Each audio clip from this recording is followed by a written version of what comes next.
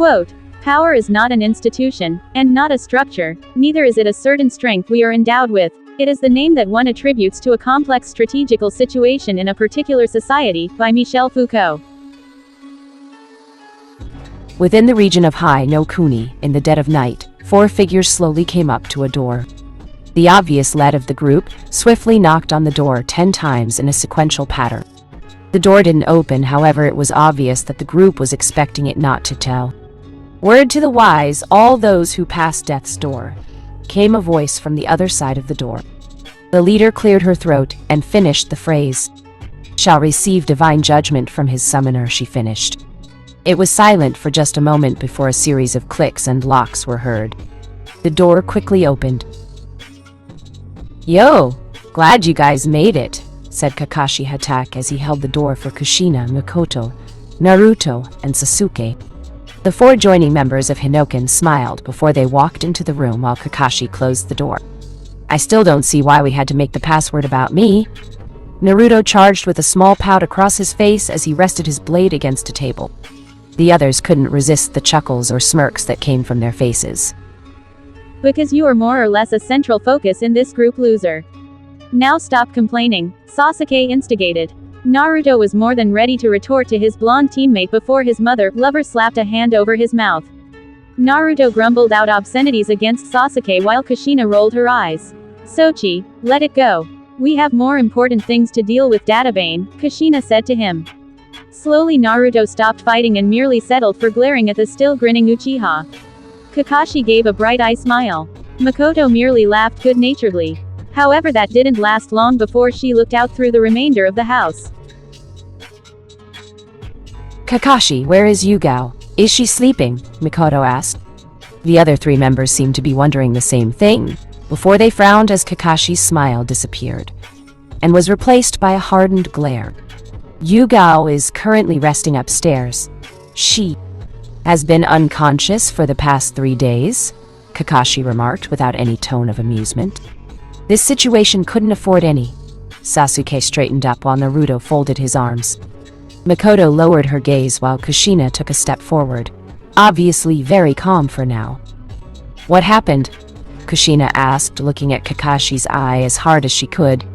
Kakashi himself had been dreading this conversation and figuring out the best way to say it to everyone without sounding too out of place, but he hadn't been able to come up with anything. So there was nothing left except just plain telling it straight. Kakashi only hoped that his team would take this as seriously as he was. "Yugao and I were ambushed. Well, it's probably better for me to say that Yugao was. Our plan was, as we all went over, Yugao and I left a week early to scout out the Daimyo Palace. When we stopped to take a small break, we took point. After 5 minutes I called for Yugao. I didn't get a response.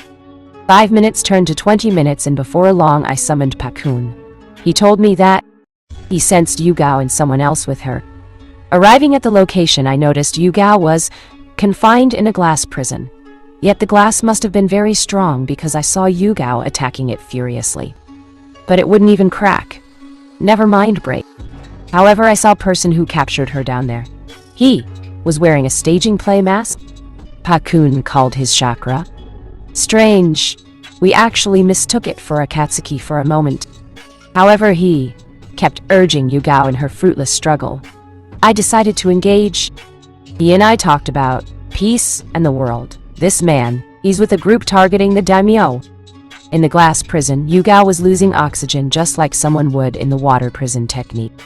She fainted from asphyxiation. Then the man mentioned Naruto.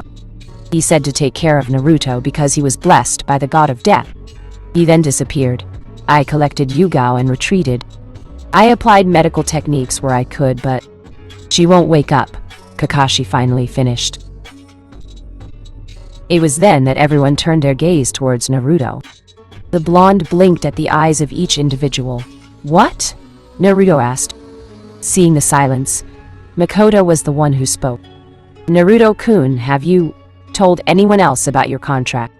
I thought you wanted to keep it hidden cause you feared what the world would do if it found out you had the god of death as a summon, Mikoto said, making Naruto quickly nod. I haven't told anyone recently. I don't know these people.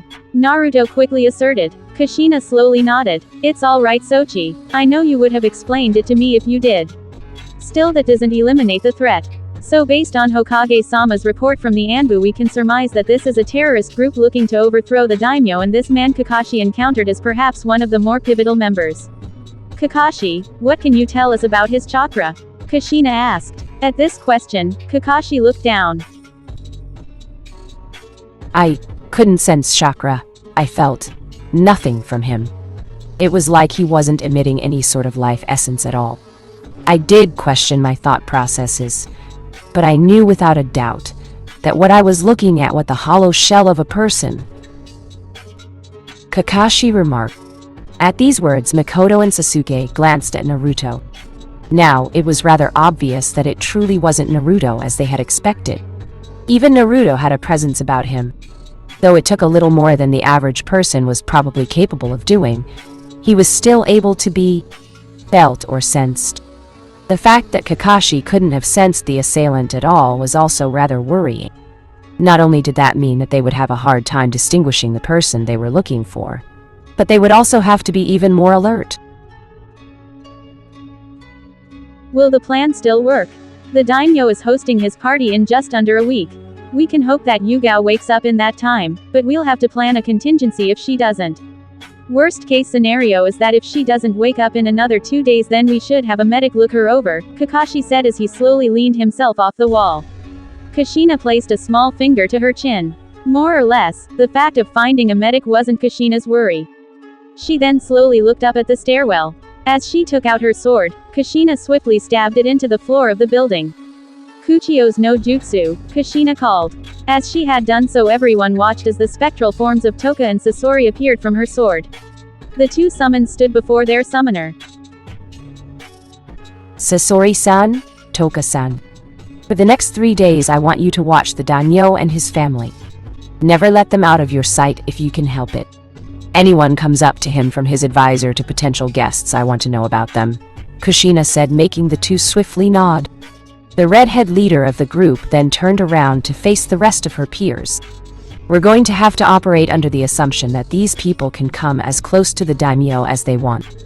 They could even potentially be in this town without anyone knowing, Kushina said before her son spoke. So wait, what's to keep them from killing him right now?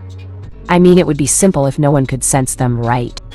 That's what any shinobi would do, Naruto remarked. Kushina didn't answer as she was still thinking it over, but fortunately Kakashi had done so. The man called his plan a revolution or a revolt. One thing in common with all terrorist organizations is that they want to be as flashy as possible. They feel it's their prerogative to make sure everyone sees what they do. Otherwise it would hold no purpose. They will make an attempt on the daimyo's life, but only when the other daimyo and their escorts are there. It would serve no purpose if they did otherwise, Kakashi explained. Naruto slowly nodded. Meanwhile, Kushina sent off Sasori and Toka to the daimyo compound for more security reasons. So what do we do now? Sasuke asked, folding his arms. Kushina just sighed as turned around.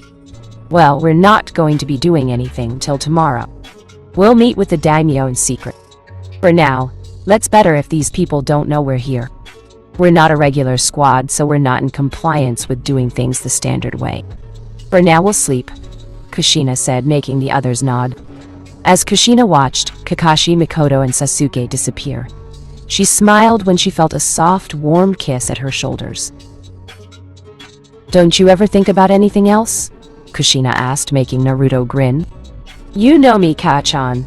I always aim to please Datbeo, Naruto remarked.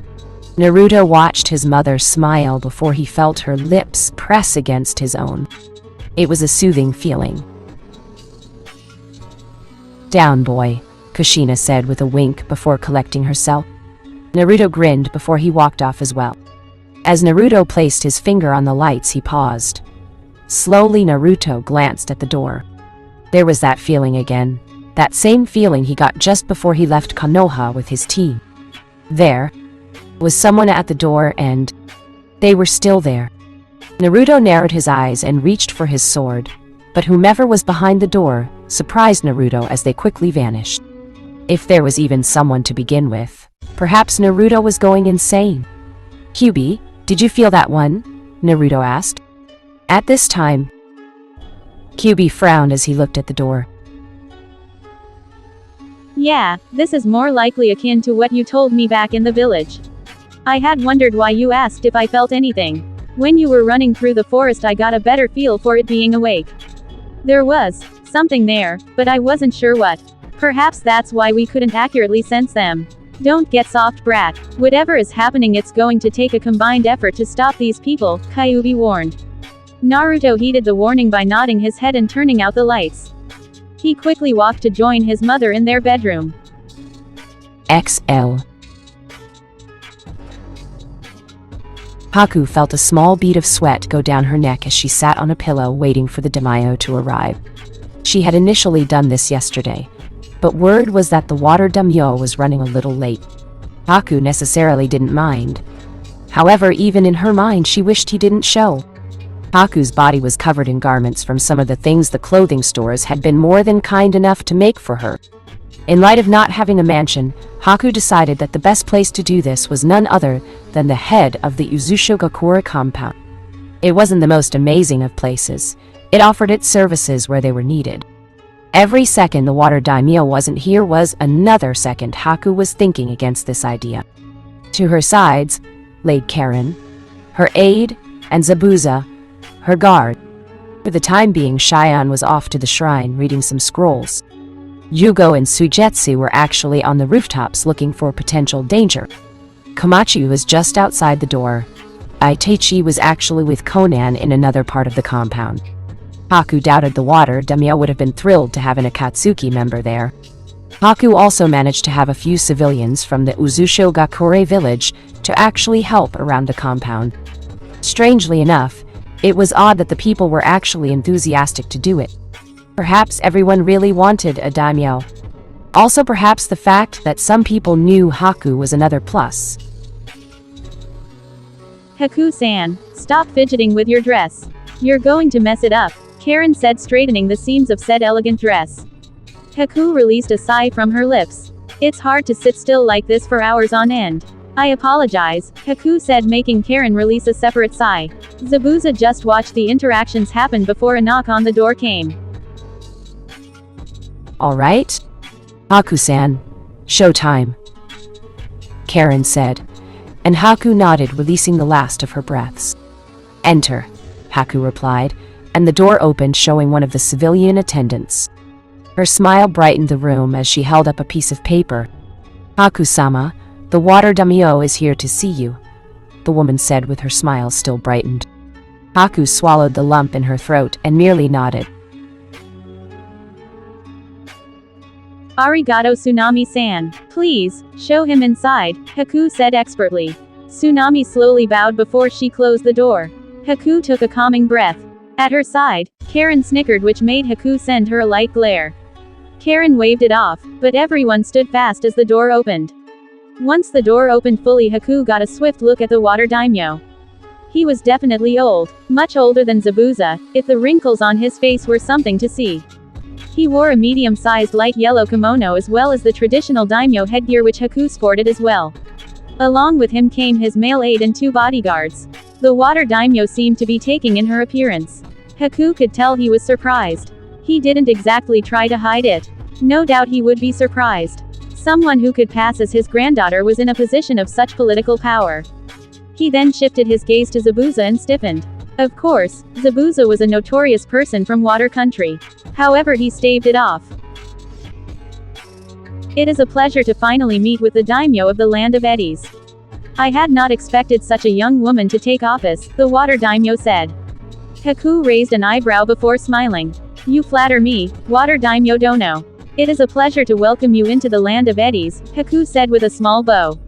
The daimyo slowly nodded before he seated himself. His aide sat behind him while his guards leaned against the wall. Karen, please fix us some tea, Haku said. In a swift motion, Karen stood to her feet and bowed. At once, Haku-sama. I shall return momentarily, Karen said before walking out the door. The water daimyo slowly smiled gently upon her greeting.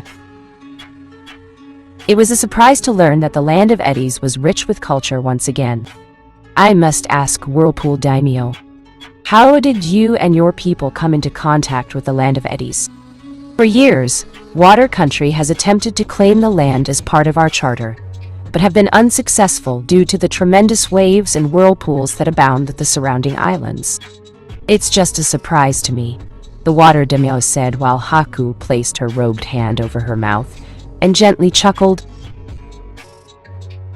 Well, Water Daimyo Dono, one of the main reasons that we were able to come here was because the waves and whirlpools were actually made by the Uzumaki clan in order to protect the island. We naturally stumbled on the last remains of the clan itself, which helped us to proceed to bring back life to the island, Haku explained. Zabuza actually had to hand it to his student. All those overnight lessons, thanks to some of the scrolls Kushina had stocked in the library, were proving fruitful. She seemed to fit the role perfectly. News from Haku seemed to shake not only the water daimyo, but also his guards and aide.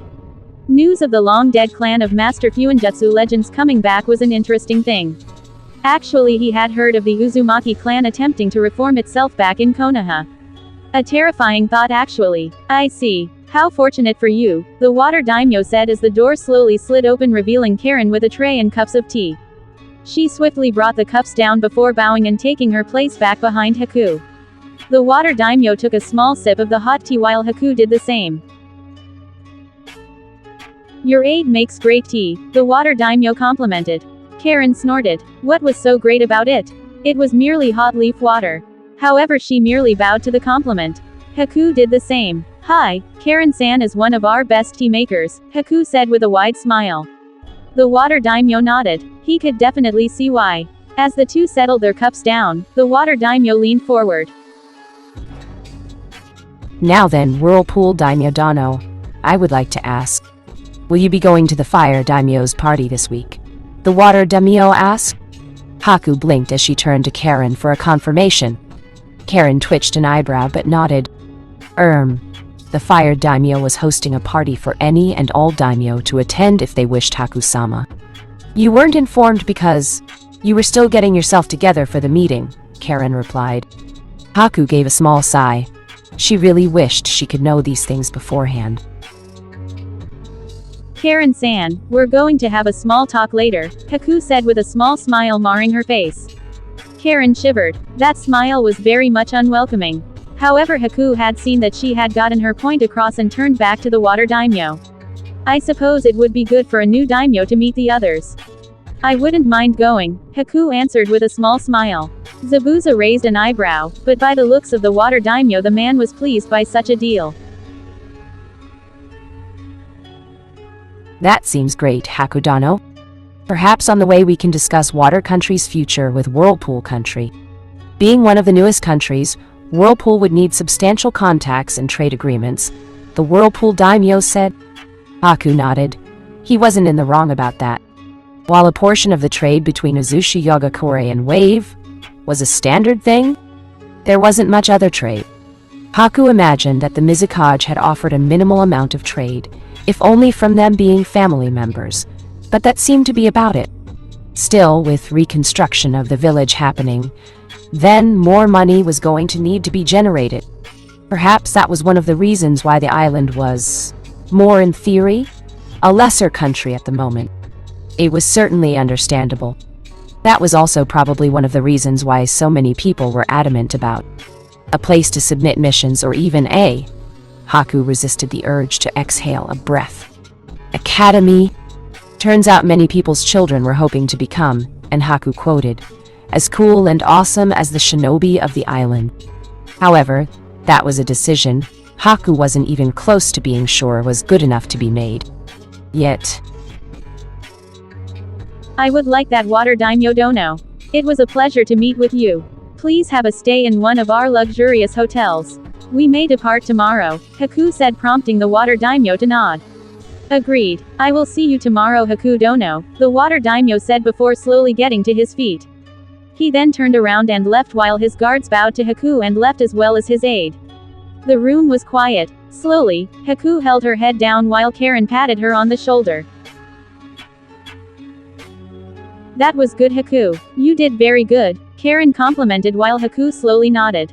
Zabuza-sama, I don't think I can keep this up, Haku remarked, but in her heart of hearts she knew this was a role that she was more than likely going to play until she died or something like that. There definitely wasn't any way of getting out of this now that the water daimyo had seen her face. Zabuza just patted her shoulder, opposing shoulder. You're going to have to toughen through it. Hak! We all need you, Zabuza said while Haku nodded. That's great and all, but now we need to find Haku some escorts. All of us can't leave. We'll have to reconvene back at the compound. In any case, the first trial has been taken care of, Karen said, making Zabuza nod. Haku merely frowned. If that was the first trial, then Kami have mercy on her always drained soul. Haku wasn't going to last. If she did, then obviously these people needed more training and observation. XL. Screaming reverberated through the halls of several corridors. Those in their jail cells, chained to the walls, whimpered and prayed to whatever god was watching over them as the shrill screams continued. How could these people be so cold? Actually, even more than that, how could this young girl withstand so much? They had kept her in there for about 4 hours currently. Not even most Jonin from the various villages had seen anything better. Yes, in the cells so far deep underground that no shred of light could have been visible except by candle or lamp, sat people from every region of the elemental nations.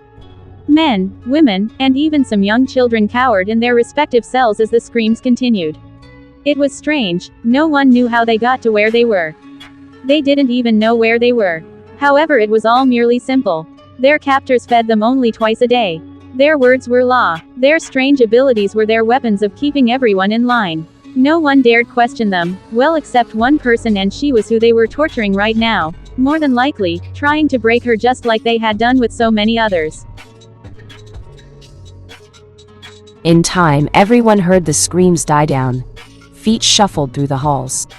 People waited anxiously as their feeble eyes tried to pierce the unrelenting darkness.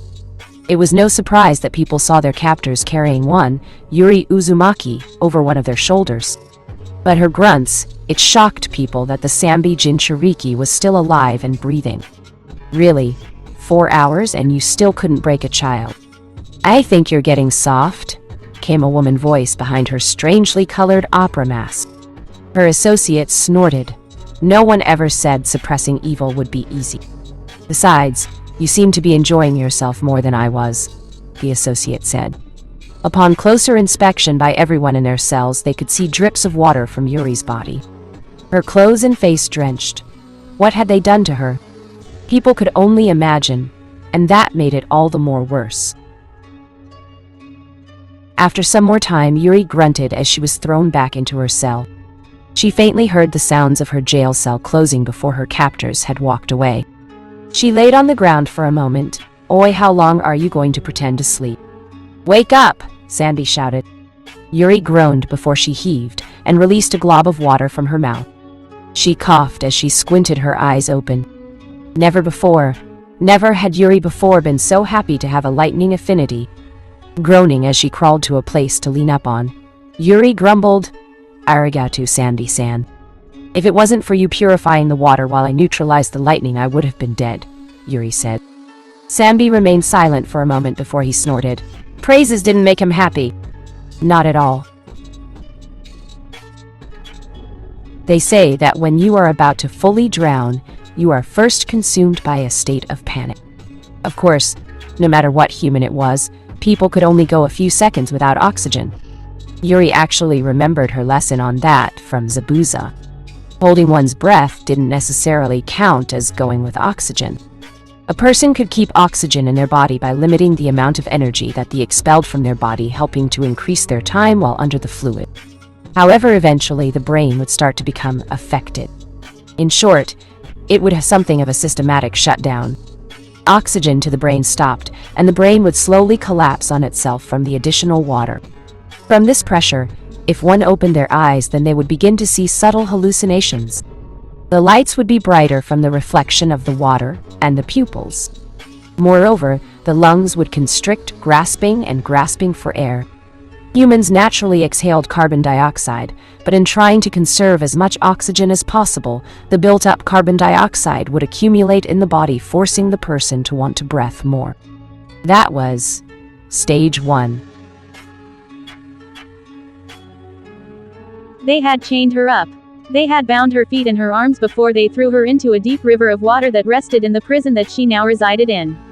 Every once in a while someone would go down there just to unleash some kind of jutsu or whatever that either made the water too hot, too cold, or in any case, Yuri realized that she was subjected to quite a bit. Last thing she remembered before passing out was the feeling of her body being bashed around violently like she was being tossed in an endless amount of rapids like back on Uzushio. She could still hear them somehow and they knew it, because they kept asking her questions that she refused to answer. Where was Naruto? How did he become the favor of the god of death? What was the rotation for Konoha's wall patrol? They asked Yuri it all, and yet she never spoke. Never mind that she was underwater, but the fact still remained. Still, while I'm glad I'm alive, I still wonder where I am. They snagged my pouch and almost anything else I could want except the clothes on my back. I also have to locate Iro Ojitan and Shizunikan, Yuri said as she attempted to stand to her feet. Are you stupid right now, girlie? You need to sit down and rest. Get this through your head. You're only alive because of 3 things: your Uzumaki bloodline, my chakra, and our combination. We kept that going for 4 hours. The fact that you're even awake right now is a testament to us, Sanbi said while Yuri chuckled to herself. I thought you told me stop pretend sleeping, Yuri asked while Sanbi snarled. You know damn well what I meant, Sanbi replied before going silent. Yuri offered a weak smile. Okay fine, rest now, escape later. Still she knew nothing about this place. How was she going to get away? Suffice to say Yuri was getting a little annoyed. She really had to start upping her training. Granted yes, she was a genin, the lowest rank for the shinobi world, but getting captured by an enemy for a second time was getting a little too repetitive for her tastes. Well yeah, at least she put up a lot more of a fight that second time, but the point still stood. Yuri had no clue where Ebisu or Shizune were, or even if they were still. Yuri shook her head. No, don't think like that, Yuri told herself before releasing a sigh. She wondered where everything was going. As Yuri leaned against a wall that held her bed, her eyes couldn't even see so much in the dark. She was still reeling from those effects of near drowning. It was actually by this time, Yuri wished she had her own spirit summons. She could send them out from wherever she was and contact Naruto to come get her along with the team. She knew that he would have brought this prison crumbling down if she was here. Yuri was brought out of her thoughts as she heard 3 hard taps to the wall next to her. Yuri raised an eyebrow to the taps, but thought nothing of them. After about a minute, the taps came again, prompting Yuri to look at the wall. It's Morse code, girl. Answer back. In this case you need all the information you can get, Sanbi said while Yuri blinked. She then chuckled sheepishly. I don't know Morse code. I wasn't taught it yet, Yuri said while the Sanbi's eyebrow twitched. He took a deep breath before sighing. Sanbi then quickly instructed Yuri to move close to the wall. Yuri did so, as she leaned against the wall. I'll translate, so keep up. Hey, you!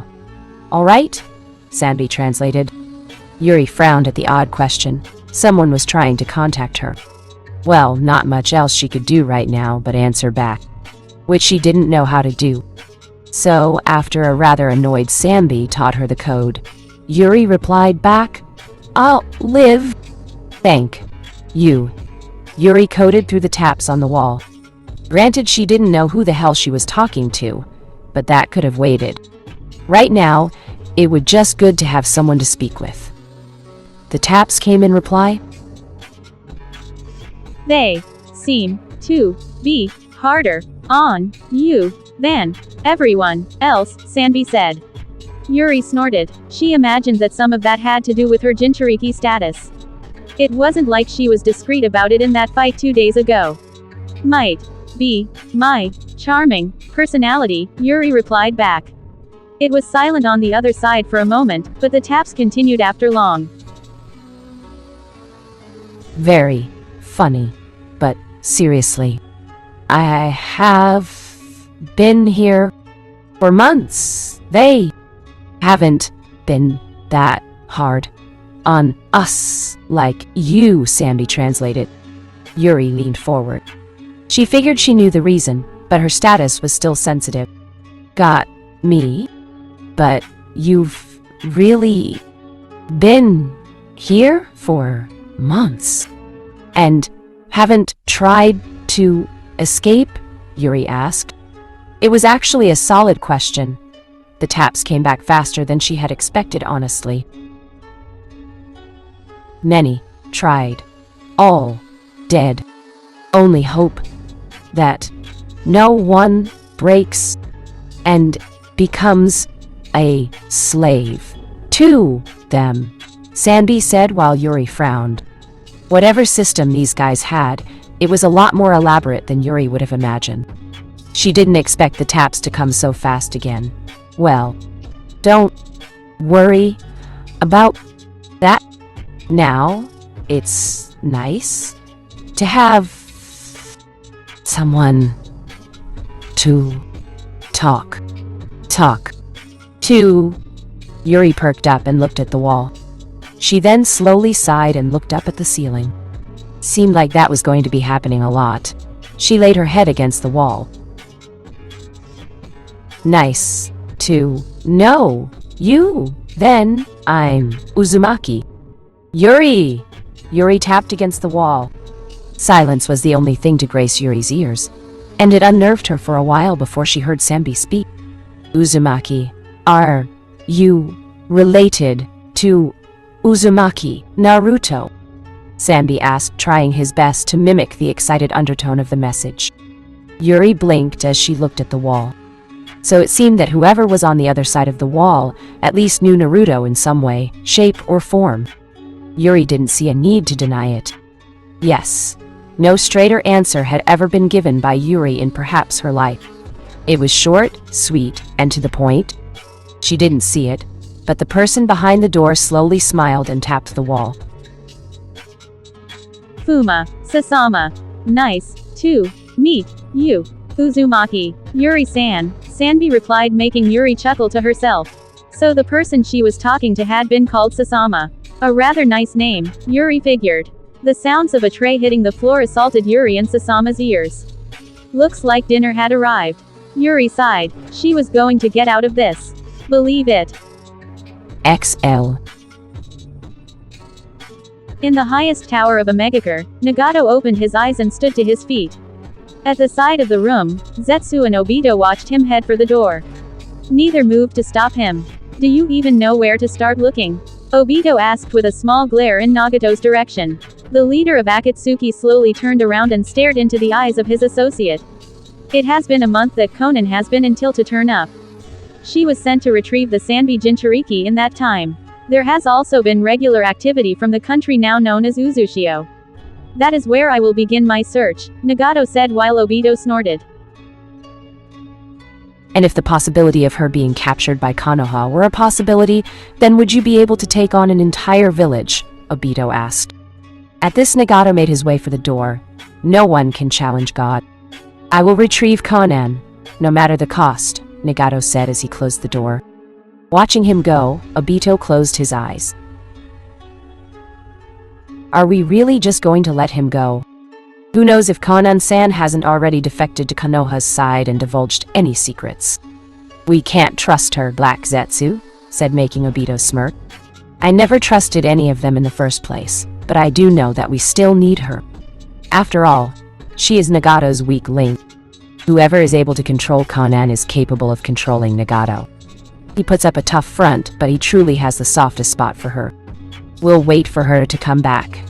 If her story is even slightly sketchy. You know what to do, Obito, said, turning to Zetsu. The plant man member of Akatsuki slowly nodded before he slowly drew himself into the ground. As Obito watched Zetsu leave, he held out his hand, the one that had the vastly different skin tone from his others. The one he had been forced to cut off in surgery. He clenched his palm into a fist. Black lightning coursed through the outer reaches of skin. Soon, he was so close to mastering it. Just a little bit more time was all he needed. If when you survived things as Obito did, Then you had nothing but time. XL. Yura huffed as she hopped across the rooftops. Her pace was unsteady, as was her breathing. Her eyes eagled in on the destination that she wanted to go to. Even now, the burning in her legs from her previous training session wasn't enough to stop her. And she could not get to the Hawkage mansion fast enough. As Yura rushed through the doors, she didn't even acknowledge the secretary who shouted at her to wait, before she rushed up the stairs and barged into the main room. Punctuality and politeness could wait. No, please no, were Yura's thoughts as she opened the door. Yura bore the sight of Guren, Izumo, Kotetsu, and a few other Ambu. Yura could instantly place the look of sadness over Guren's face. She could even see Tsunade making the strong effort of not trying to meet her gaze directly. Yura, I need you to calm down, Guren said carefully. Yura widened her eyes before she snarled, Yuri, my sister, our family was just kidnapped and you want me to calm down? Yura asked, making Guren wince. Izumo and Kotetsu glanced to each other while Tsunade leaned forward. Yura, listen to me. Yuri isn't the only one missing. Ibisu is missing also. Kanahamaru and his team said the man failed to check in for their meeting 2 days ago. Also, Shizune is missing. I know how you're feeling, but as your Hokage, I need you to calm down, Tsunade said, and Yura could see the blonde woman's hands tightening upon each other to emphasize her point. Obviously, Yura surmised that Tsunade was dealing with a lot as well. The loss of her assistant longtime friend was clearly weighing on her.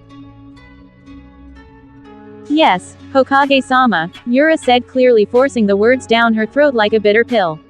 For Tsunade, she knew that was the best she was going to get out of it right now. She dealt with it. Now then, Yura, we were discussing this predicament just before you came in. As this concerns you, then I'll have you stay.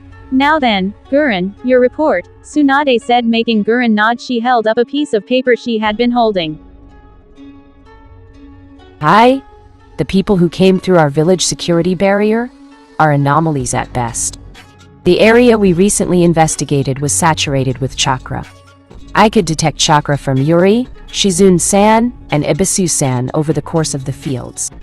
Judging by the craters and the amount of destruction, it isn't without possibility that they fought for their very lives. Unfortunately, I can't tell who they fought, as I couldn't sense a single ounce of chakra from a fourth individual, Guren said, making Tsunade narrow her eyes. Yura blinked. No chakra, but everything that breathes has chakra. How couldn't you sense someone else there? Yura asked a bit more hastily than she had intended. Guren sighed as she held the paper down. That's why I said they were anomalies. Our security barrier was recently updated to pick up on chakra 3% faster than before. However, we detected 5 presences had made it through the barrier. This would have slipped our notice entirely if we weren't calibrating the equipment, because the barrier reads a chakra output when an anomaly passes it. We were surprised and, even more so, worried when the output of chakra from all 5 presences was 0, Guren said. Tsunade tightened the grip of her hands while Yura widened her eyes. People without chakra. Was that even possible? What is the possibility that they are masking it? Tsunade asked, but by the look on Guren's face, she could tell that it wasn't a good possibility. Generally, masking chakra is easily. It merely about restricting its initial output and focusing its input to more circulate the body rather than expelling itself. However, it's almost impossible to completely keep chakra from coming out of the body even in small amounts. I would say it is 100% impossible that chakra output can be 0, but obviously I would wrong here because these computers don't lie, Guren said before pulling out a map. However, it's not like we don't have a lead. While masking chakra is the anomaly, it's much harder for a person to mask their scent. No matter who they are, we had one of the members of the Inuzuka clarify. The people flew away in a northwest area. I would dare say that the best places would be Kusa, Taki, Otto, Yu, and Iwa, Guren remarked. Tsunade leaned forward. 5 villages and 5 regions. That was almost too vast. Tsunade closed her eyes for a brief moment. Just perfect. Just fucking perfect. Tsunade really wished Shizune was alright. She wished they were all alright. However, Tsunade had to stay calm. She needed to do so. Even now, she just wished she could see her assistant come through the door with a huge stack of papers. Tsunade would have been more than happy to do a marathon of paperwork that ran from Konoha to Iwa, if it meant Shizune was the one who was going to bring it in. Gurren, you will assemble a small team. You may pick from 4 members whoever you wish. Search these 5 countries, discreetly. You can be gone for 3 weeks, but no more no less. Find any information you can gather and bring our comrades home, Tsunade said. Gurren quickly saluted. Hi, well then, I'll need to find 3 more members. Yura, you're with me, Gurren said, making Yura widen her eyes. She looked towards her cousin, making the older Uzumaki smile. Let's go get our family, Gurren said, patting Yura on the shoulder. Yura swiftly nodded. Hi Gurren-san, Yura said as they marched out the door. Izumo and Kotetsu then bowed to Tsunade, and left as well, leaving Tsunade alone. Tsunade looked down at the piping hot cup of tea she made for herself. She sighed before taking a sip. She still didn't know how Shizune made such good peach tea. Tsunade heaved a small sigh. The weight of this job and its consequences were bearing down on her now. Meanwhile, Gurren and Yura took to the streets. As Gurren looked down, she noticed Yura's steely gaze. Perhaps the young Uzumaki was just lost in her thoughts over the feeling of having her sister kidnapped. Gurren figured she might have been the same way if it had been Yukimaru. As Gurren looked back up, she knew she didn't have to think very hard about who she wanted. Perhaps she should leave a note at home for Yukimaru and Fuka. The latter had late Chunin duties, while the former was out on his very first C-rank mission with his teammate. It made Gurren happy if not for the situation. Knocking herself out of her thoughts, Gurren patted Yura's shoulder. We're going to rescue her, Yura, but I need the Yura that has a clear head here. I didn't pick you on my team merely because you had an attachment to this mission, but because I value your ceiling as well as your limited combat experience. It's good work for you as a Chunin. Understand? Gurren asked. Yura slowly nodded. Gurren released a breath. I need to hear you say it, Yura. You will keep a clear head this mission, Gurren asserted. Yura looked at the ground. Well, that was great. Now she had one of her family members questioning the ways that she got things done.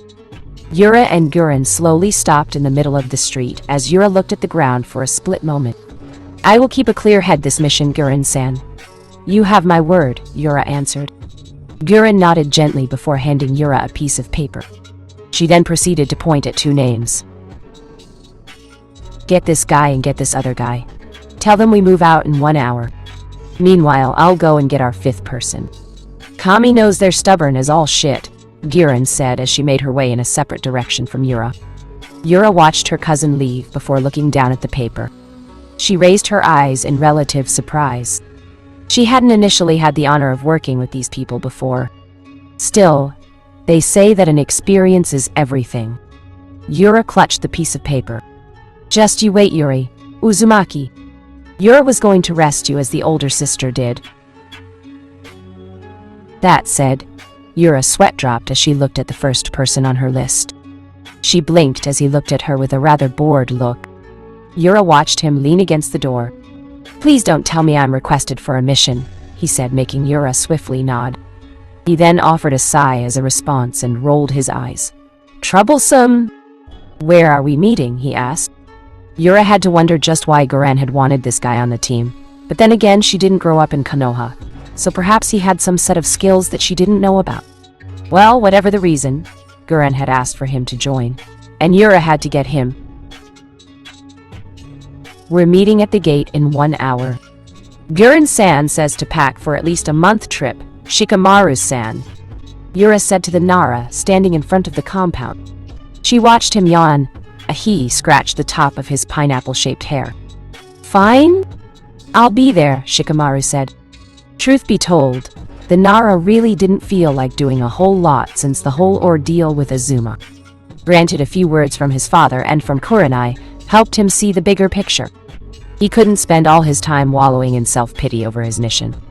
Yet their words didn't make things any easier. Still, Shikamaru had a job to do, so he moved to close the door.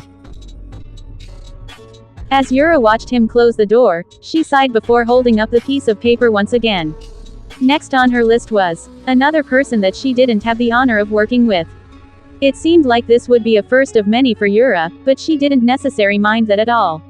So Yura began her next walk towards her next destination. Good thing Gurren also wrote down instructions to where these people were, or Yura feared that this would have taken longer than she would have liked. After some time, Yura looked up. Their third person was here, at. Sighing at her cousin's logic, Yura opened up the academy doors and walked inside. As she traversed the halls, the school was empty. More than likely, school had ended, and all the kids had gone home for the day. Slowly opening a door, Yura slowly peeked into a room and noticed her third teammate in a chair sighing as he graded some papers. "Iruka, Umino-san," Yura called, making the Shunin turn around from the prompt to his name. Seeing his guest, he smiled. "Ah, Yura-san. How can I assist you today?" Iruka asked. Yura cleared her throat. "Yurin-san is forming a team. Ibisu-san, Shizun-san, and my sister Yuri have been kidnapped by an unknown enemy. We're going to go to 5 countries to scout out for them and, if possible, rescue them all. Gurren wants you to come," Yura said, making Iruka blink in surprise. It was rather rare he got a mission out from the village, much less from Gurren. However, hearing the news of Ibisu, Shizun, and Yuri's capture made the man a little more serious. After all, Iruka knew the torment that one went through when they were captured as spoils of war. He pushed his chair back and stood up from the pile of papers he was working on. "When are we leaving?" he asked, and Yura slowly brightened. "In 1 hour at the front gates." "Gurren-san says to pack for at least 1 month," Yura quickly added, making Iruka nod swiftly. He walked out of the room and proceeded down one of the hallways. Yura watched him descend into the darkness, but it was only for about 4 minutes before he returned with an associate. "Then I thank you for taking over, Suzumen-san. I'll be gone for a while, so it might be good to set up a D-rank mission for a temporary assistant teacher job," Iruka said to a woman with long curly black hair and oval glasses.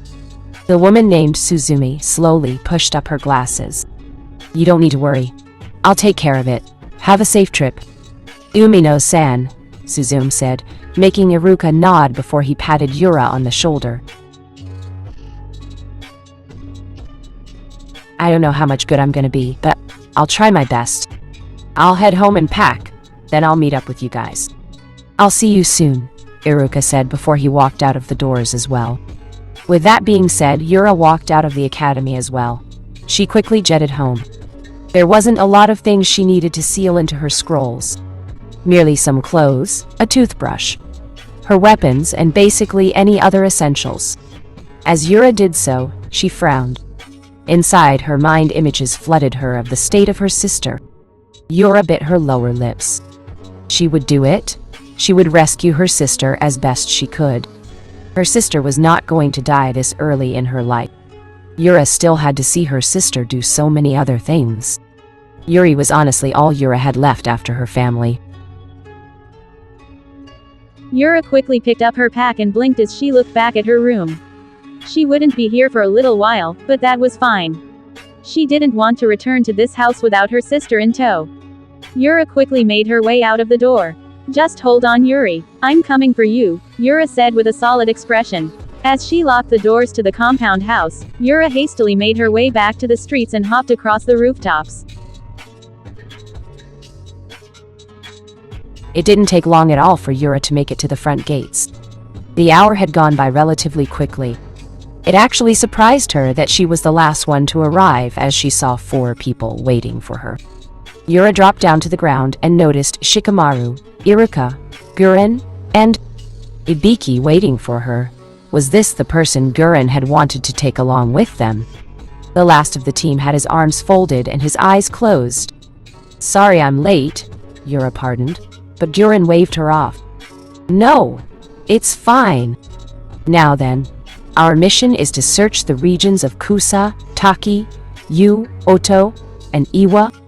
More than likely, we will be gone for about 3 weeks to a month. Be prepared. We're obviously dealing with something that we've never experienced before. This is a search and rescue operation. I specifically chose this team because of what I feel all of us bring to the table. In some way or fashion, we are all familiar with strategic planning, or the human mindset. We're going to be on our guard. We'll head for Kusa first. Let's move. Guren said, walking out of the gates. Ibiki quickly followed suit behind her, as did Shikamaru, Iruka, and Yura. As the 5 headed out of the village and into the 3s, Guren frowned. I just hope we find something, Guren said to herself before she dashed off, with the others hot on her heels. XL. By now 3 days had passed. It was morning in High no Kuni, and the sun was high in the sky, bringing its heat. Naturally, everyone was relieved that morning when Yugao came down the stairs claiming to be hungry. After a brief checkup of her body and her ability to do, well, anything strenuous, Kushina allowed Yugao to return to her active duties. That being said, Kushina advised Yugao to not overexert herself given that she had just woken up, to which Yugao took the warning well. Once the concern over Yugao had lessened, Kushina brought the team together and began to talk about what they were going to do about their so-called adversaries. In the meantime, Naruto and Sasuke were hanging off the walls of the daimyo's mansion, writing seals over said walls. Quickly drawing on seal and then another, Sasuke and Naruto moved over the tower before. It was a rather delicate process, but both shinobi finally managed to finish. As Naruto landed to the ground, he frowned. He had been thinking over Shin's words to him. Once he understood a certain process and his desires, then Shin would grant him his summons back. What process could he have been talking about? Even more so, what desires was he talking about? Naruto wasn't sure what he wanted. He didn't want anything. He was happy. He had wonderful relationships with his teammates. He got Sasuke back, and he had wonderful relationships with 3 beautiful women. What other desire could Naruto have wanted? As Naruto watched Sasuke come back from talking with the daimyo guards, the young blonde frowned. Sasuke, are you happy? Sasuke stopped for a moment and turned a slightly confused glare in his direction. What the hell is that supposed to mean, loser? Sasuke asked before he took note of the contemplating look on Naruto's face. Sasuke's eyebrow twitched before he took a deep breath, and released it. He then turned his gaze into the vast forests over the horizon. It was a good day. You know that I can never be completely happy, Naruto. However, I am the happiest I have ever been in a long time. I have my mother, Yuna, Itachi, and this team. In Konoha, there was pity for me, sympathy for me, and expectations of me. I didn't answer them, Naruto. I hate Konoha, Sasuke said with a small glare. Naruto widened his eyes at the calm look Sasuke gave him. How could his teammate have said something so out there? You hate Konoha? Naruto asked, and Sasuke nodded. I guess I don't hate everyone in Konoha, but I do hate Konoha. Naruto, do you even want to be Hokage anymore? Sasuke asked. Naruto was more than ready to speak in an affirmative stance, but he didn't. Naruto closed his mouth and looked at the ground. The 5 great nations. The 5 villages. Naruto said nothing. He didn't know what Shin was talking about. His desires. Did Naruto not desire anything? I don't know, Naruto said before looking up. If that's the case, then why are you still a shinobi here? Why are you still on this team if you hate Konoha? Naruto asked before Sasuke patted him on the shoulder. Naruto widened his eyes as Sasuke looked past him. Stop making it sound so complicated, Naruto. There are only 3 things I came back to Konoha for. 1 is Yuna, and my mother. 2nd is the truth to everything that happened with my clan, and 3rd. Sasuke spoke, which made Naruto slowly open his mouth in surprise as Sasuke walked away, his hands stuffed into his pockets. Fine, I can accept that, but now with Aichi gone, what do you desire, Sasuke? Naruto asked with his fist tightened as he questioned his teammate. Naruto flinched as Sasuke stopped walking. Naruto watched the The sight before him would forever be ingrained in his memory as the most peaceful expression Sasuke had ever shown. A place where I can spend the rest of my life not worrying about anything else, Sasuke said as he walked off, leaving Naruto at the foot of the daimyo stairs. Naruto closed his eyes. Sasuke had what he desired. Naruto didn't know what he desired anymore. Hawkage, he wished he knew. Meanwhile, as Naruto and Sasuke had just finished putting seals on the daimyo mansion, Kushina and Makoto were busy speaking with the daimyo, himself, about the security detail. And so in the case of there actually being an enemy attack, we will transport you as well as the local daimyo to an spot that is unknown to all except our team. Naruto will be able to get that job done while keeping you out of harm's way, Makoto said while the fire daimyo fanned himself as he sat in his chair. He looked at the two kunoichi in front of him before sighing. I see.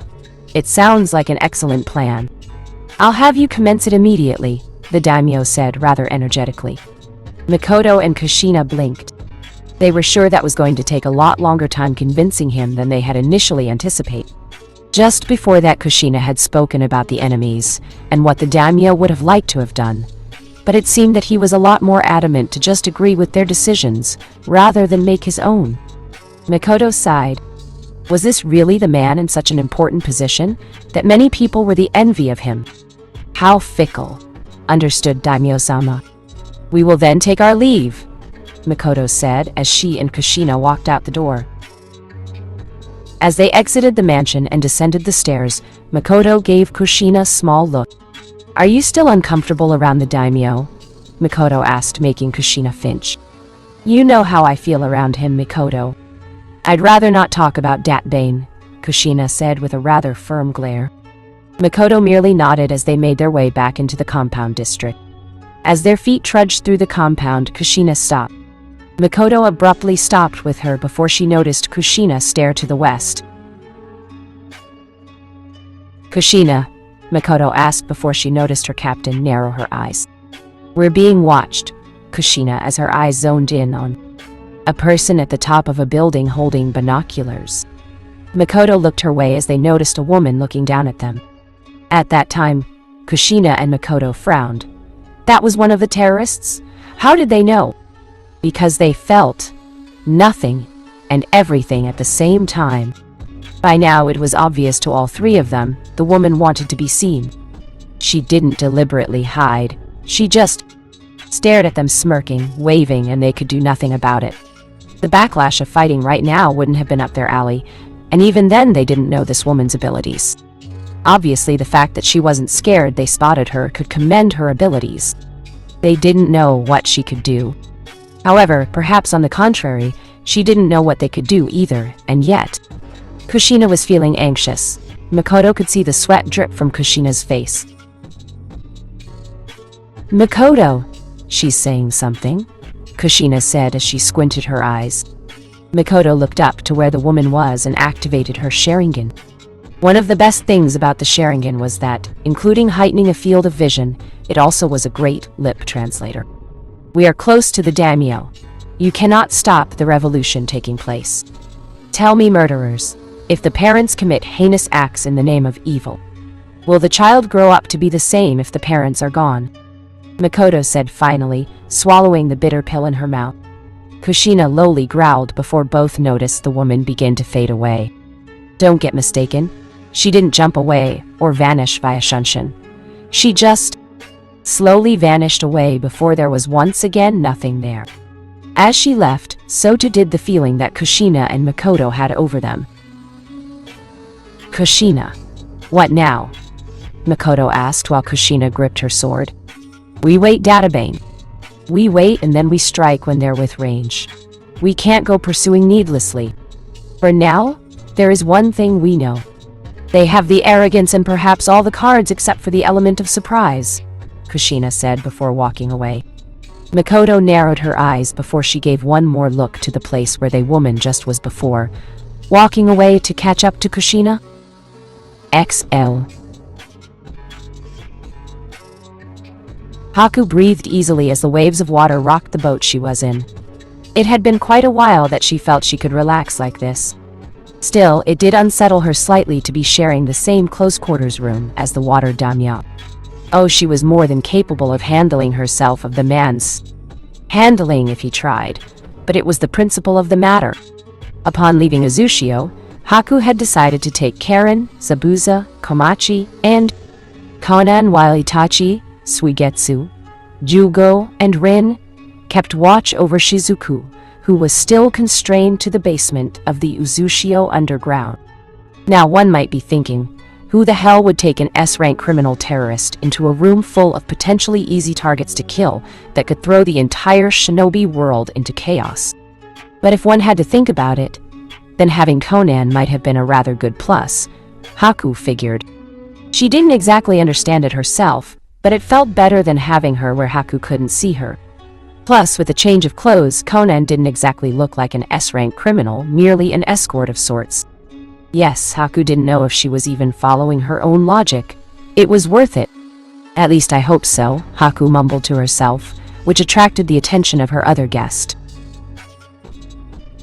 Are you perhaps worried about the festivities, Haku Dono? The water daimyo asked with a disarming smile. Haku glanced in his direction before offering her own smile. Ah, it's nothing. I'm just thinking aloud. Pardon me, Haku said with a small smile. The water daimyo just nodded before returning to the book he was reading. As he did so, Haku released a sigh. She couldn't be too careless, could she? Slowly, a knock on the door came as both daimyo looked up. Enter, Haku replied as she noticed Komachi entire the room with a small bow. Haku-sama, the captain has told us that Ikinyu no Kuni is another 8 hours. We will be reaching the land at nightfall. A hotel has already been prepared for yourself, and Tenzai Shigeru-sama. I also have word from Karen-san that you would like something to do during this time. These forms need your seal of approval, Komachi said, setting down the stack of paper next to Haku, whose sweat dropped. Was it too late to back out of this? Arigato Komachi-san. Please tell Karen-san that I appreciate this, Haku said rather steely, which went over Komachi's head thankfully. She merely bowed and then began to walk away while closing the door. The water daimyo turned slightly as he noticed Haku reading over some documents. It would seem you are very busy, Haku Dono, Tenzai said with a small smile while Haku chuckled mirthlessly. The responsibilities of our duties never rest, Haku said as she began to write her signature over certain claims, customs, and trade agreements. As Haku signed some of the papers, she paused a certain document. Uzushio. Shinobi Academy request, Haku said to herself. With a frown, Haku looked over the documents. Costs of books, shinobi equipment, teachers, and other things.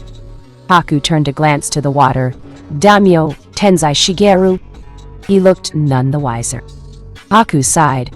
There wasn't even enough of them to try and teach people how to be shinobi. Hell, there weren't even enough Jonin shinobi to do so. They had no shinobi system or even a graduation exam. Perhaps that's why they were hoping for it. Haku bit her lower lip. With a heavy sigh, Haku folded the paper and placed it away in her clothes. She'd deal with that one later. The repercussions were just too great for her to make that type of change on her own. XL. 5 figures walked into a small dark room. Their masks reflected the light of the torches at the edges of the hallways. Come on, how long are we going to have meat like this? Let's just slice through the daimyo mansion in one go. Who cares if the Konoha shinobi see us? We'll just have to revolutionize them as well. Besides, it's not like Naruto-sama will argue with what we're doing here. After all, it's all for him, isn't it? Asked the voice of a rather young child. His voice was much higher than the others, possibly placing him around the Shinobi Academy age bracket. The other 4 members sighed as the leader spoke. Because Naruto-sama is still a part of the ignorant world. We have to break him from that world to revolutionize him. Once we do, we know he will bless our cause with his blessings from the shinigami, he said with a small grin behind his opera stage mask. His eyes glared forward while the female of the group chuckled. Still, it was a surprise that his captain and teammate were able to spot me. Considering we have no chakra for them to sense, she said with a flirtatious smirk. Remember, it's possible that the blessings of the shinigami upon Naruto-sama could very well have trickled down to his teammates or even his village. Just imagine, a village dedicated to our cause. Nothing would be able to stop us, the leader said as he and his team came up to a rather large door. The leader was more than ready to knock at the gates of the large door, before a large, sensual moan escaped from said room. The 5 members blinked at the noise that came from the doors. Ara. She seemed to be having fun with her new toys, said the female of the group, while the youngest of the group smirked. She's always been a kinky freak when she's broken people, the young one said before one of his teammates moved to cover his ears. Oi, let go of me. I revolutionize people on a daily basis. Why can't I just hear the more pleasant sides of adult life? He asked while his partner chuckled. The teammates shook their heads. Because I don't trust your dumb maturity, brat, the youngest one's teammate said before he chuckled. Of course, if you're not happy with Moo's guardianship, then you can run for your life to your little room in your little dungeon, the man named Moo said with a wide smile. The child grimaced before he pouted and turned his head away. Moo, put Ranmaru down. He can enter if he wishes. Just like Ranmaru, it's time for the world to know everything about itself, both good and evil, the leader said while Moo snorted and placed Ranmaru on the ground. Ranmaru slowly stuck out his tongue at his companion, making Moo's eyebrow twitch in annoyance. It was then that Ranmaru let out a small chuckle while the leader opened the door. Aki, what was that? Moan. The leader of the group asked as the entire group began to shuffle in, only to blink and slightly shudder. Everyone watched as Aki sat in a chair moaning as one of her toys licked the soles of her feet, while the other stood feeding her a certain type of fruit that only grew in their region. Ranmaru's eyebrows raised while Moo twitched. The 2 females of the group grimaced while the leader took in a deep breath and exhaled. Aki, he said rather sternly before the woman in question opened her eyes and glanced in the direction that the voice came from. Upon seeing the voice's origin, she paled before stumbled to her feet, kicking away her toys. Mizuki-san, what can I do for you?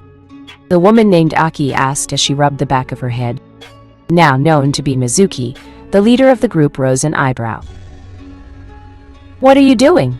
Mizuki asked with narrowed eyes while Aki chuckled sheepishly. Just testing out the kinks in my new toys, that's all, Aki said as she touched one's cheek and gently brought her toy to stand on its own 2 feet. She did the same with the next one until both stood side by side, rigid and static. It was like the fluid motion that both exuded suddenly vanished as they became statues in the dim light corridor's room. Moose smirked as he pointed. More like they were working out your kinks, you slutty. Moo didn't get to speak anymore before a small glare from Mizuki silenced him. With a sharp sigh, Moo closed his mouth and looked off into the corner while the others remained silent. Mizuki shifted his gaze back to Aki, who merely looked guilty. Just tell me the good news, Mizuki said, while Aki smiled with a nod. Hey, breaking them wasn't hard at all. After all, I had all the time in the world. You know I could go for a week before feeling tired if I had to. 3 days of non-stop ecstatic, orgasmic pleasure in my eyes of their pain. 72 hours later and watch this. Nay, Ni-chan, what are you? Aki asked as the group watched as the second human being opened their mouth. I am a dog. I am only fit to be at my master's heel. I am only fit to eat the crumbs off the floor of her table. I am nothing before my master. I am neither human, demon, nor anything in between. I am a mere slave, they said in an emotionless tone. Aki clapped her hands exuberantly while her head nodded back and forth. Hi, excellent. That's exactly what you are, Aki said before turning back to Mizuki. Can you imagine it, Mizuki-san? The wonderful pain of revolution that happened to them. I use that technique, Aki said with a wicked grin while Mizuki narrowed his eyes. Had these 2 before her put up such a resolve that she had resorted to using one of the few techniques that no one in their organization truly tried to do. Reiten, Kuro Hitsugi. Spirit release. Black coffin, Mizuki thought to himself. It now made sense. For those two, even though it was only 72 hours, the torture was probably felt like 72 days. No month, no, if at all possible, years. Mizuki snorted. Get them ready. We're going to put your toys to use against the daimyo and his wretched castle, Mizuki said, while Aki nodded with a bright smile. I still think this would go better if you just gave me the same amount of time with the Sanbi Jinchuriki. I could break her just as fast, if not faster. Ugh! Aki grunted as she could feel the sickening crunch of her skull against the stone walls that surrounded her base. She looked out to see Mizuki with his hand extended. The fiery glare of hatred in his eyes terrified her as he snarled. Are you, with your damn mouth, daring to insinuate that we break Naruto-sama's family? What we do to her is to test her resolve, nothing more and for no other reason. If you ever sully Naruto-sama's family again, or even suggest such a thing, you'll never use Riton again. Mizuki snarled as his hands grasped over Aki's tender throat. Aki swiftly nodded while Mizuki allowed her frame to fall to the floor. He then headed for the door. Get them ready and prepare to have them move out. We're leaving, Mizuki said as he and his group turned to leave. Aki coughed as she heard the door close. Rubbing her throat, Aki stood to her feet. Just you wait, Mizuki-tem. My toys are mine and they will stay mine, Aki said with a snarl before a small smirk came to her face. XL. Yuri sighed as she leaned against a small pillar. Surrounding her were the dark halls and corridors which led from main room to other rooms. It was so disorienting that her captors had to blindfold her every time she was taken to a different room. Well, she supposed that was fair. Making sure no one could figure out which way they were coming or going from had its merits in terms of a base's development. Still, Yuri figured she could have been a little happier as she wasn't the only one in this room. Actually, it seemed like she had never seen so many people crowded around such a place before. Some people looked elderly, others looked middle-aged, some even looked younger than her. Yuri could see a small boy wandering around aimlessly with a scared look on his face. Yuri took a deep breath and sighed. I don't like this place, Yuri said with a small glare. Her eyes darted to the left as she sensed a presence heading for her. You'll just have to put up with it like the rest of us. The only reason we're allowed to walk around is because to them it's counterproductive to their mission. They want to show that their revolution will change the world. They call the world a cage or a child that needs to break away from its mother's womb. If they kept us locked up, then that would be the same function, the person said in a bold, feminine tone. As Yuri eyed the initiator of the conversation, she took note that the person had unusual orange hair and chocolate brown eyes. Yuri blinked for a moment, before turning her head back forward. They're just underestimating how the world works. Data Bayan. When I get out of here, I'm gonna bet that masked woman's ass all over this base. Yuri stomped and boasted much to her partner's curious gaze. It was then that the woman next to Yuri snickered to herself. You're more than welcome to try, I guess. But you won't get far without chakra, she said, making Yuri turn to her. What do you mean? Yuri asked. The young woman placed a finger to her chin before touching the walls behind them. Yuri watched her for a moment as the woman spoke. I don't know how, but these walls absorbed chakra from all the people in them. There is only just a little bit in our bodies just to keep us alive, she said. Yuri sucked her teeth before leaning over a railing. She looked down to the center of the chamber. Everyone was in to see just about a majority of the people huddled into corners. Enemies patrolled the many hallways and corridors that Yuri could see, or rather, instinctually sense. She couldn't sense by conventional means, so she had to rely on her hearing as well as the vibrations of the ears among the footsteps. It wasn't easy, especially with so many people walking around. It wasn't. By the way, who are you anyway? Yuri asked, making the girl opposite her blink in surprise. Sorry. I guess you wouldn't know, she said before she pointed her fist towards the stone wall and successfully tapped it 3 times, alternating in a different pitch. Yuri gasped as the realization slowly began to settle in. Same, Fuma-san. Yuri asked while Sasame quickly nodded. I recognized your chakra from the other few days we communicated. Nice to meet you, Uzumaki. Yuri-san, Sasame said with small smile. Yuri slowly got over her realization before nodding with the same smile on her face. So, this was Sasame Fuma. Nice to meet you, Databayan, Yuri said with a large smirk on her face. Sasame shook her head affirmatively. After some time, Yuri sat on the cold, hard floor along with Sasama. The chakra-restricting chains around her wrists and ankles itched like hell, but Yuri knew there was nothing she could do about them. Just the way they jangled and the sound they made irritated her. Really? Your entire clan is here? Yuri asked, making Sasama nod, though Yuri could see that even with this revelation, the orange-haired girl didn't look the least bit happy. I don't even know how many of us are left, though. It's been months since I've seen them, Sasame said, making Yuri raise an eyebrow. How long have you been here? Yuri asked. Sasame looked up at the supposed ceiling of the base. Yuri could see the tiredness in Sasame's eyes. The orange-haired girl seemed to be struggling to answer such a question herself. I guess about 6 months. It happened so fast. They came from the east and they appeared out of nowhere. It was just about 5 of them. But every move, or jutsu, I guess, they used sapped our own chakra before we were taken by them in one night. Since then, I haven't seen a single member of my clan. I have had repeated session here with them to try and revolutionize me, but I resisted most of them till now.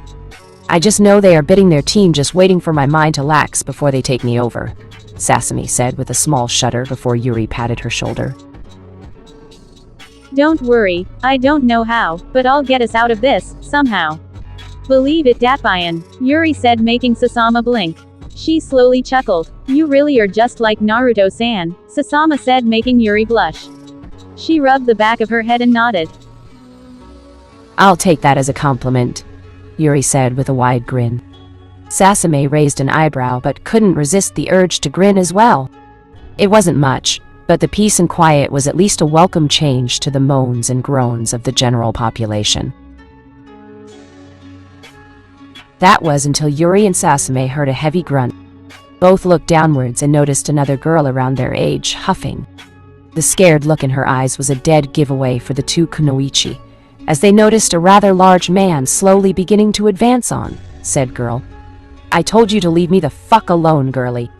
I don't know where the fuck your master is and I don't give a fuck. And why the hell should I care? He's probably already a part of whatever cult this is. He might be fucking dead already. The man snarled while the girl slowly backed away from his impending form.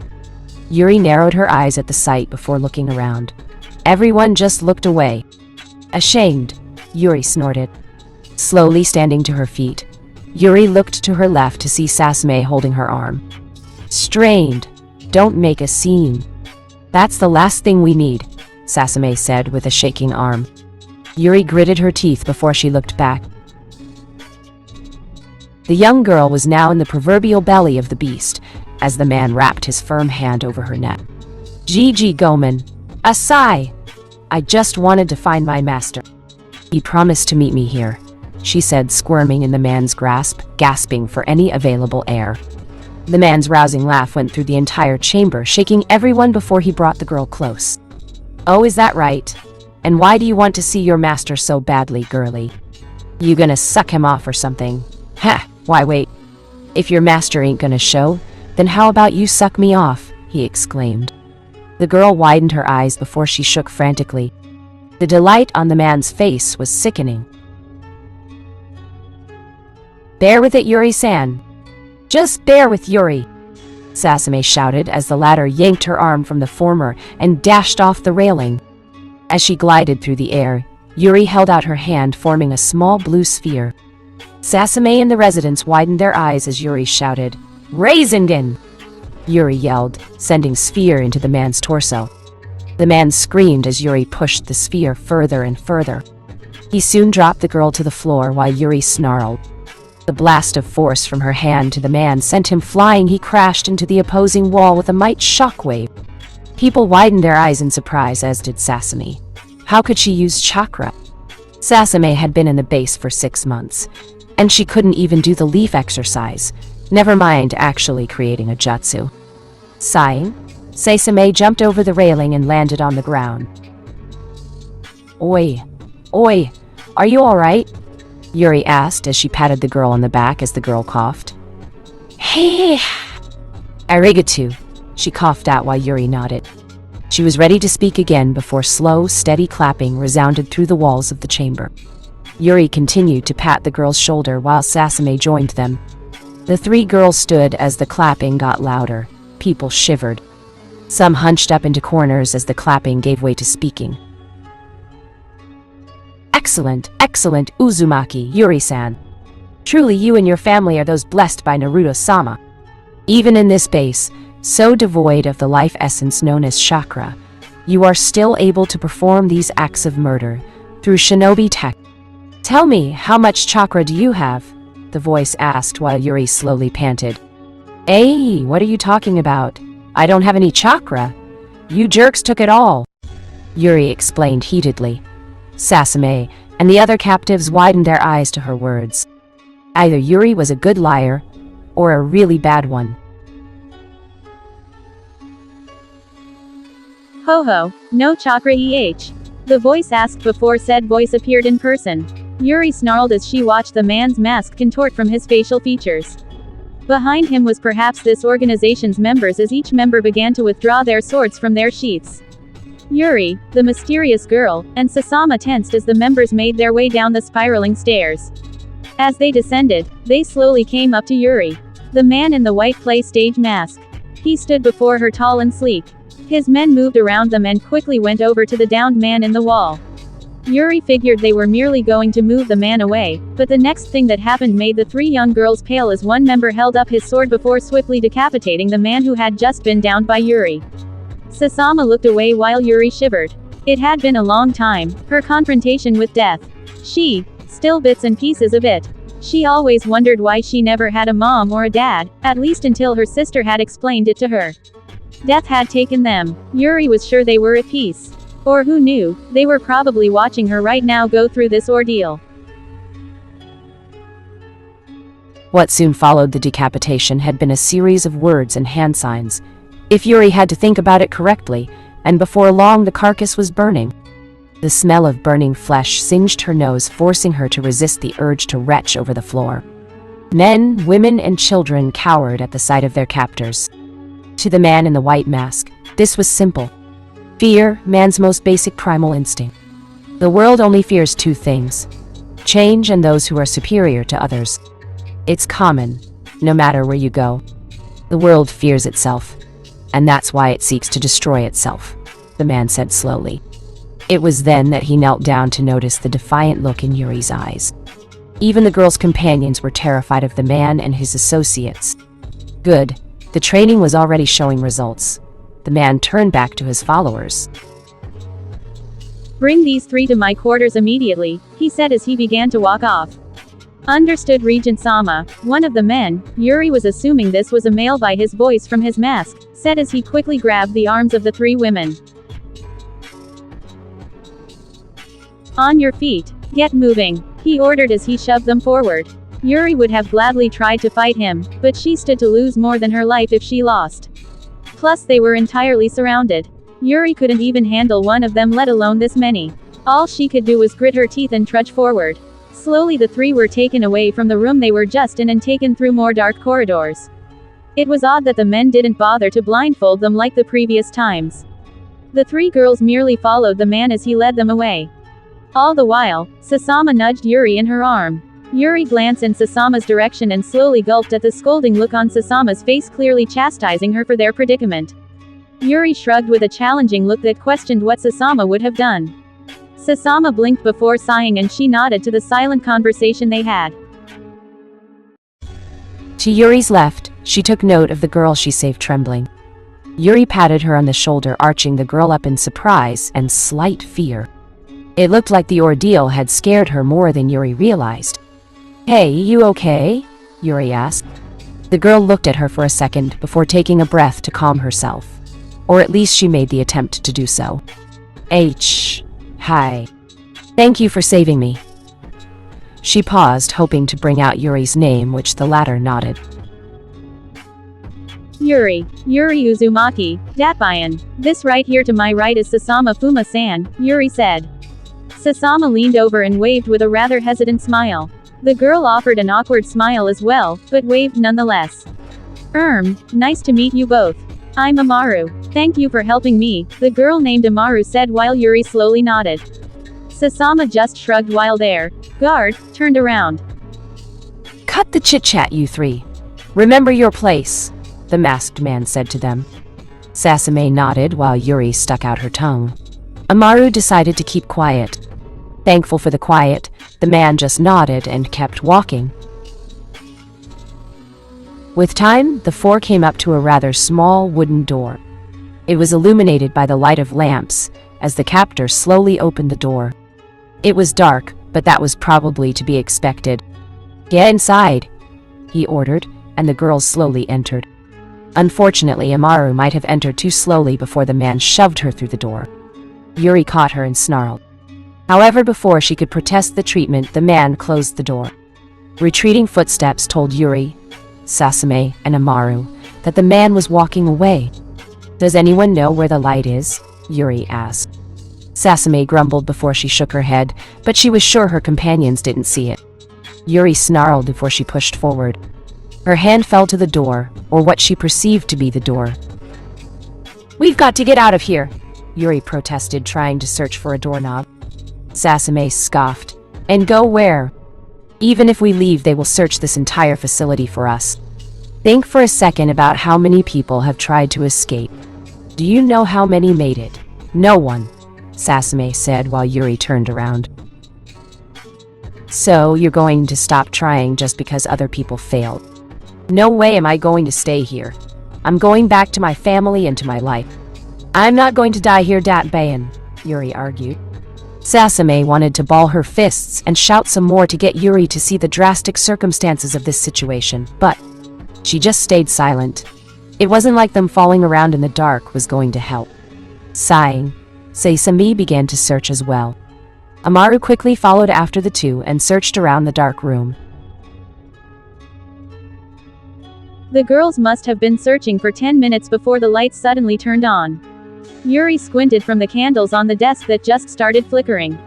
Sasama's eyes slowly got used to the light while Amaru blinked. Finally, now what? Sasama asked. The girls looked over the room, but much to their disappointment there wasn't a window or anything like that. Actually, the entire room was just surrounded by stone. There was a lone bed in the left corner and a couple of books scattered across the ground. Sasama moved to pick one up and looked at the title. Times Before the Elemental Nations. Sasama asked aloud. She opened the book and raised an eyebrow. She turned a page. Blank. She turned another page and that was blank too. All of the pages were totally blank and wordless. Sasama threw the book away and picked up another. It was blank just like the other book. She picked up another. Blank. They were all blank. What kind of people are these?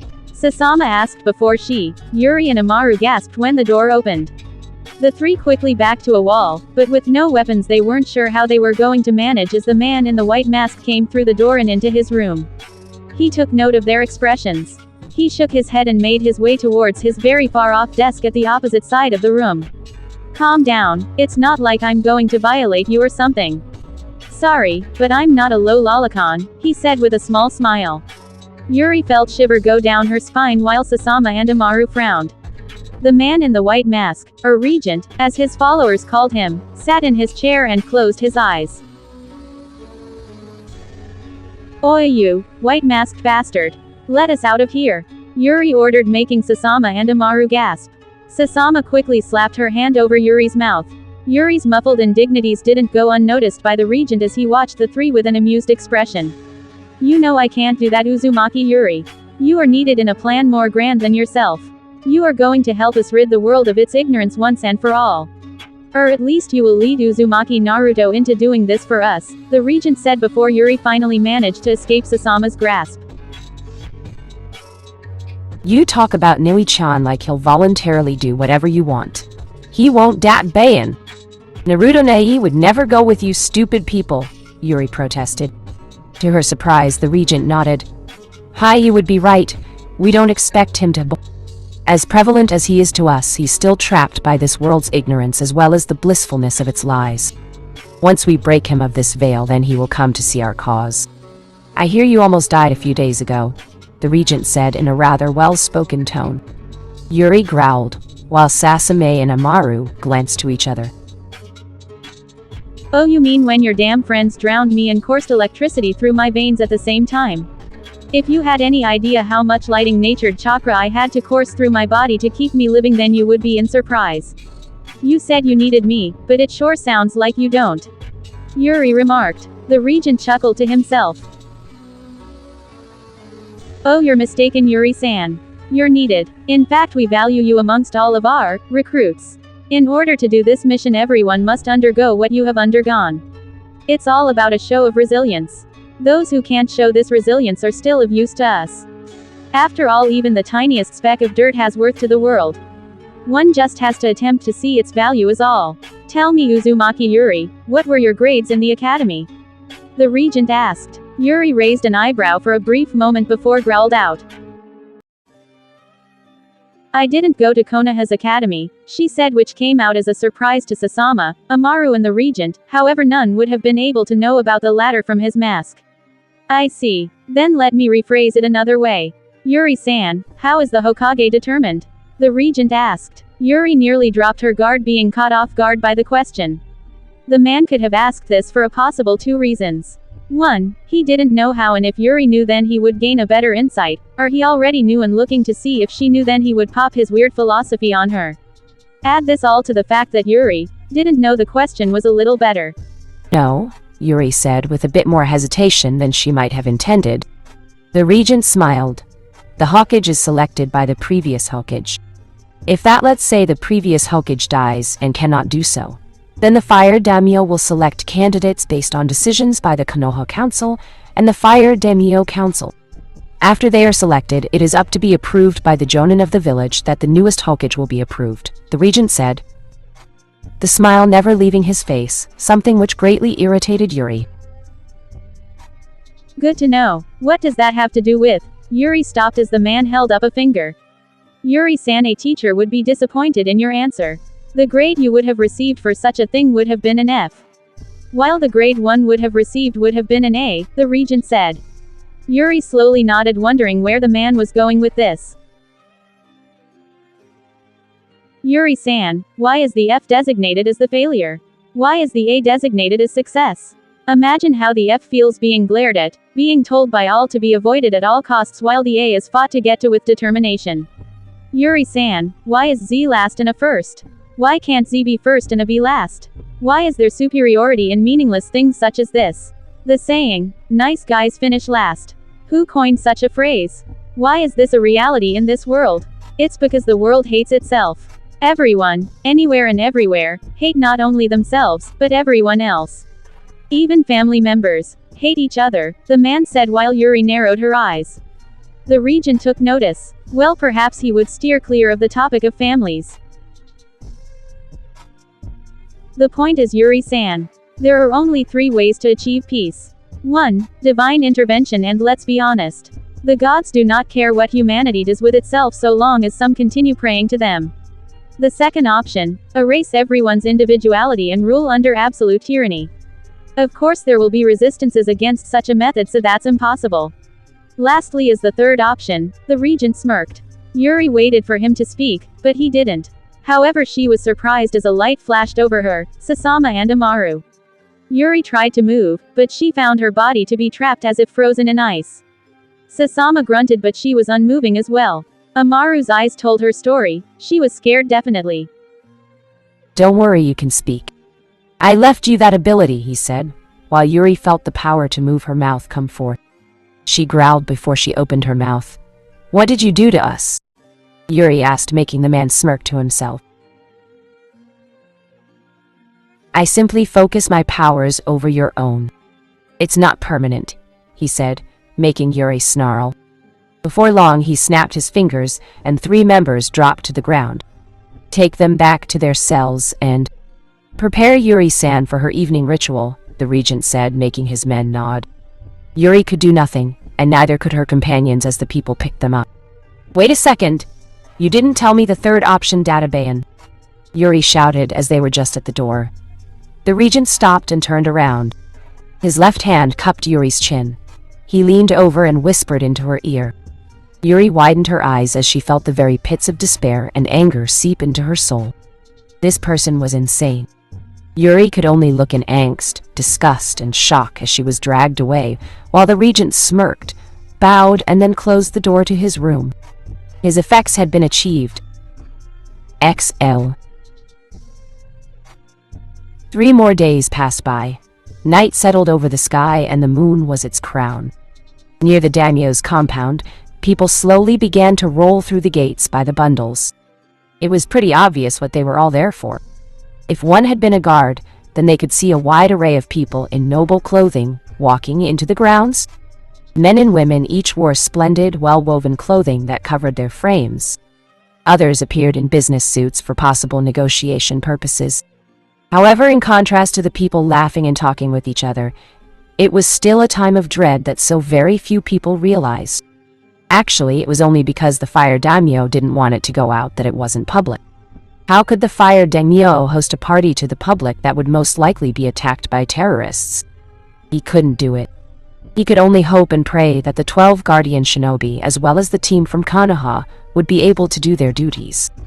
That said, "Kushina, stop moving! You're going to mess up your kimono. I just got it neatly folded for you," Mikoto sternly said, making Kushina pout. "I don't see why I'm going. I demand we switch teams," Kushina said vehemently. Mikoto chuckled to herself but shook her head. Honestly, only Kushina could be so childish during times like this. "You can't abuse your authority as squad leader like this, Kushina. Just think of it as another trial. When we made this arrangement, you agreed to it as well. Besides, you and I are going to be with our sons. If they can bear it, then we can too," Mikoto said, while Kushina snorted and folded her arms, which got a rather tightened glare from Mikoto. Kushina winced and dropped her arms, placing Mikoto's mood into a happier one once again. Kushina sighed. In the meantime, Naruto groaned as he fidgeted with his kimono. "It's hot in this damn thing," Naruto said, making Sasuke sigh. Though the latter couldn't help but agree. After all, the two were wearing their Hinoken outfits under their kimonos. It was rather irritating. "If you keep saying that it's going to get hotter, idiot, just put up with it," Sasuke said, making Naruto nod. Though it was a very much reluctant one. Still, Naruto really wished the daimyo wasn't going to have this party. After Kushina and Mikoto had talked about their experience 3 days ago, the entire team had thought about what to do. Kushina opted for a more outward team to keep the enemy from getting inside, but Kakashi questioned if they would already be inside if anyone couldn't sense them in that time. Yugao tried to suggest that they all go in, but the 12 guardian shinobi couldn't allow that without substantial proof, which was something that secretly irritated the group, but none would have voiced that opinion. So in essence, the original plan hadn't changed at all. Naruto, finally done fidgeting with his clothes, leaned against the wall while Kakashi came from one of the rooms along with Yugao. Both had their Hinoken scarves wrapped around their necks, while their torso's mouthpiece covered their mouths. "We'll be scouting the perimeter. I already have Pakun and a few other Ninkens scouting the area. Nothing's out of the ordinary." Yet, Kakashi spoke with a narrowed eye. Naruto and Sasuke glanced to each for a brief moment before looking back. Yugao nodded to confirm Kakashi's words. "We'll have you bugged with mini radio transmitters. You can contact us on when to move in if we need to," Yugao said, attaching a mic to Naruto's kimono in a hidden section, and then proceeded to do the same to Sasuke. Once that was taken care of, Yugao and Kakashi opened the door. "We'll see you soon," Yugao said as they walked out and closed the door, leaving Naruto and Sasuke alone. Some time passed and both young men heard the patter of footsteps on the staircase. Looking up, Sasuke watched his mother come down in an exquisite kimono. She gently smiled at him as he took her arm. "You look great," Sasuke said, unable to look his mother in the eye from his words. Makoto merely smiled before thanking her son for the compliment. It was always nice to be appreciated and complimented. However, Naruto stopped. That vision of unrivaled loveliness was breathtaking. His mother's luscious, curvaceous form was spectacular. The way that long hair flowed down the kimono was something else. Naruto truly wished this wasn't a mission. He would have loved to spend today with just this woman in his arms for the night. You stare anymore and your eyes will pop out of your socket, Sochi, Kushina said, smiling. Naruto swallowed the lump in his throat. His hands shivered. This beautiful woman was his. Kushina blinked as Naruto grabbed her cheek and gently captured her lips. Kushina widened her eyes while Makoto and Sasuke blinked. Kushina just felt her son powerfully claim her lips as his tongue brushed up against the edges of her teeth. Kushina couldn't resist the slight moan that escaped her mouth as her son trailed a finger down her cheek, marveling at the shape and length of her hair. Kushina sighed. What a pushy man she had in her life, but she supposed that was another of his redeeming qualities. That said, Kushina was a little miffed when the kiss ended and Naruto backed away. The sped-up pant of his breath tickled the hairs just above her lips. If it wasn't for this mission, Kushina grumbled to herself, but she was unprepared as Naruto widely smiled. You look absolutely stunning, Kachan, Naruto remarked. Kushina's face slowly began to match her hair before she coughed into her hand. Shut up, of course I do, Dad Debane, Kushina said, rather shaken up from the exchange. Naruto just grinned while Kushina glared at him, but that glare couldn't stay long before a calming look came to her face. Naruto held out his, which Kushina quickly took. Sasuke took a deep sigh before doing the same with his mother. Makoto smiled at her son before the four walked out the door. It didn't take long at all for the group of four to enter the streets. There were actually so many people, Naruto tried to keep Kushina close to him just so that he wouldn't lose her in the crowd. The same could have been said for Sasuke and Makoto. Alright, when we get inside we all know our roles. We'll mingle if at all possible with people while the festivities happen, but we will never split up. We'll always be in two-man teams. The 12 guardians will try to stay near the Demayo, just hidden from his sight. His wife will stay with him. We'll make sure to succeed here, Kushina reminded them. Naruto, Makoto, and Sasuke agreed as they began to slowly blend into the environment. Naruto and Kushina climbed the large stairs into the daimyo estate, along with Sasuke and Makoto, handing in their tokens for getting into the party. Have a good time, sir. Ma'am, the lead guard said with a small smile. Kushina chuckled with a nod as Naruto guided her away. Sasuke and Makoto weren't far behind and entered the hallways as well. Mission commence. Inu Neko, proceed carefully, Kushina said into her mic under her kimono. On a far-off building, Yugao and Kakashi sat on the rooftops of said building. Yugao sighed as she looked through some binoculars. So many guests and neighboring daimyo. It was going to be hard to keep track of them all.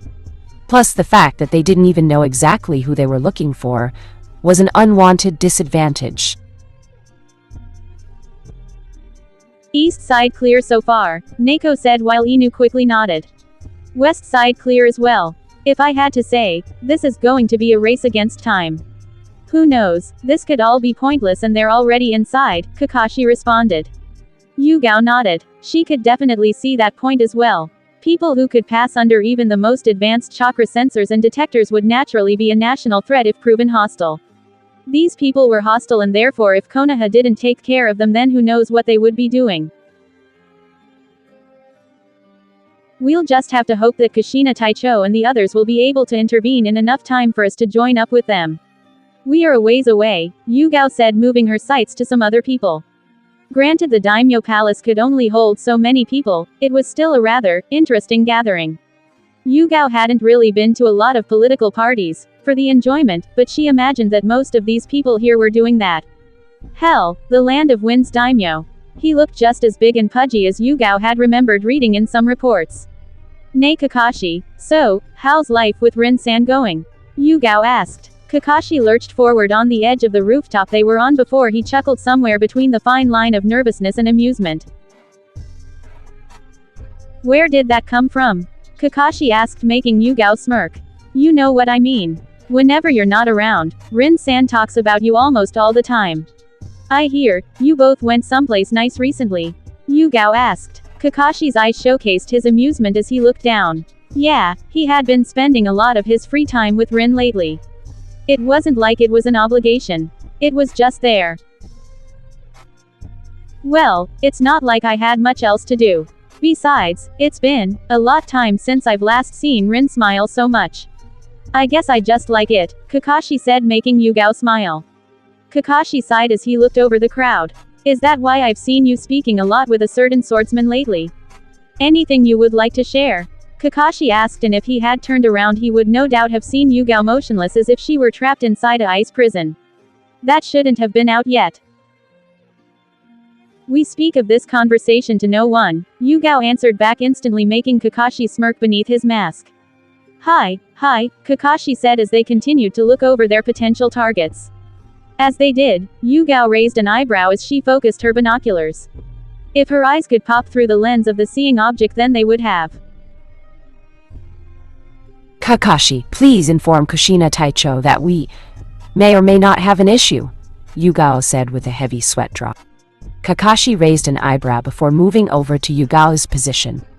Yugao shakingly handed him the binoculars. Kakashi looked through them and widened his visible eye. Thankami, his other eye was covered, or that would have bursted open as well from the surprise. That was Haku, in formal daimyo attire. Uzumai, we have a problem, Kakashi quickly said, touching the speak button for his mic. Uzumai, Kushina, Sasuke, Naruto, Mikoto, come in! Do you read me? Kakashi asked. Yugao turned to see him narrow his eye before he looked over to the palace. Static. That was all that was won the line. How? What could have caused interference? It was a hyper-secure line. Kakashi, what do we do now? Yugao asked while Kakashi knelt down and placed finger to his chin. He honestly didn't know what they were supposed to do now. Meanwhile, inside the palace, Naruto, Kushina, Sasuke, and Mikoto had to marvel at the spectacular setting. It was so different from the time they had all seen it yesterday. So, what do we do? Sasuke asked. The four thought for a moment before shrugging their shoulders. I guess we do nothing except we find a small corner and just wait, Naruto said, trying his best to answer the question. Very well, Ka-san and I will take a corner.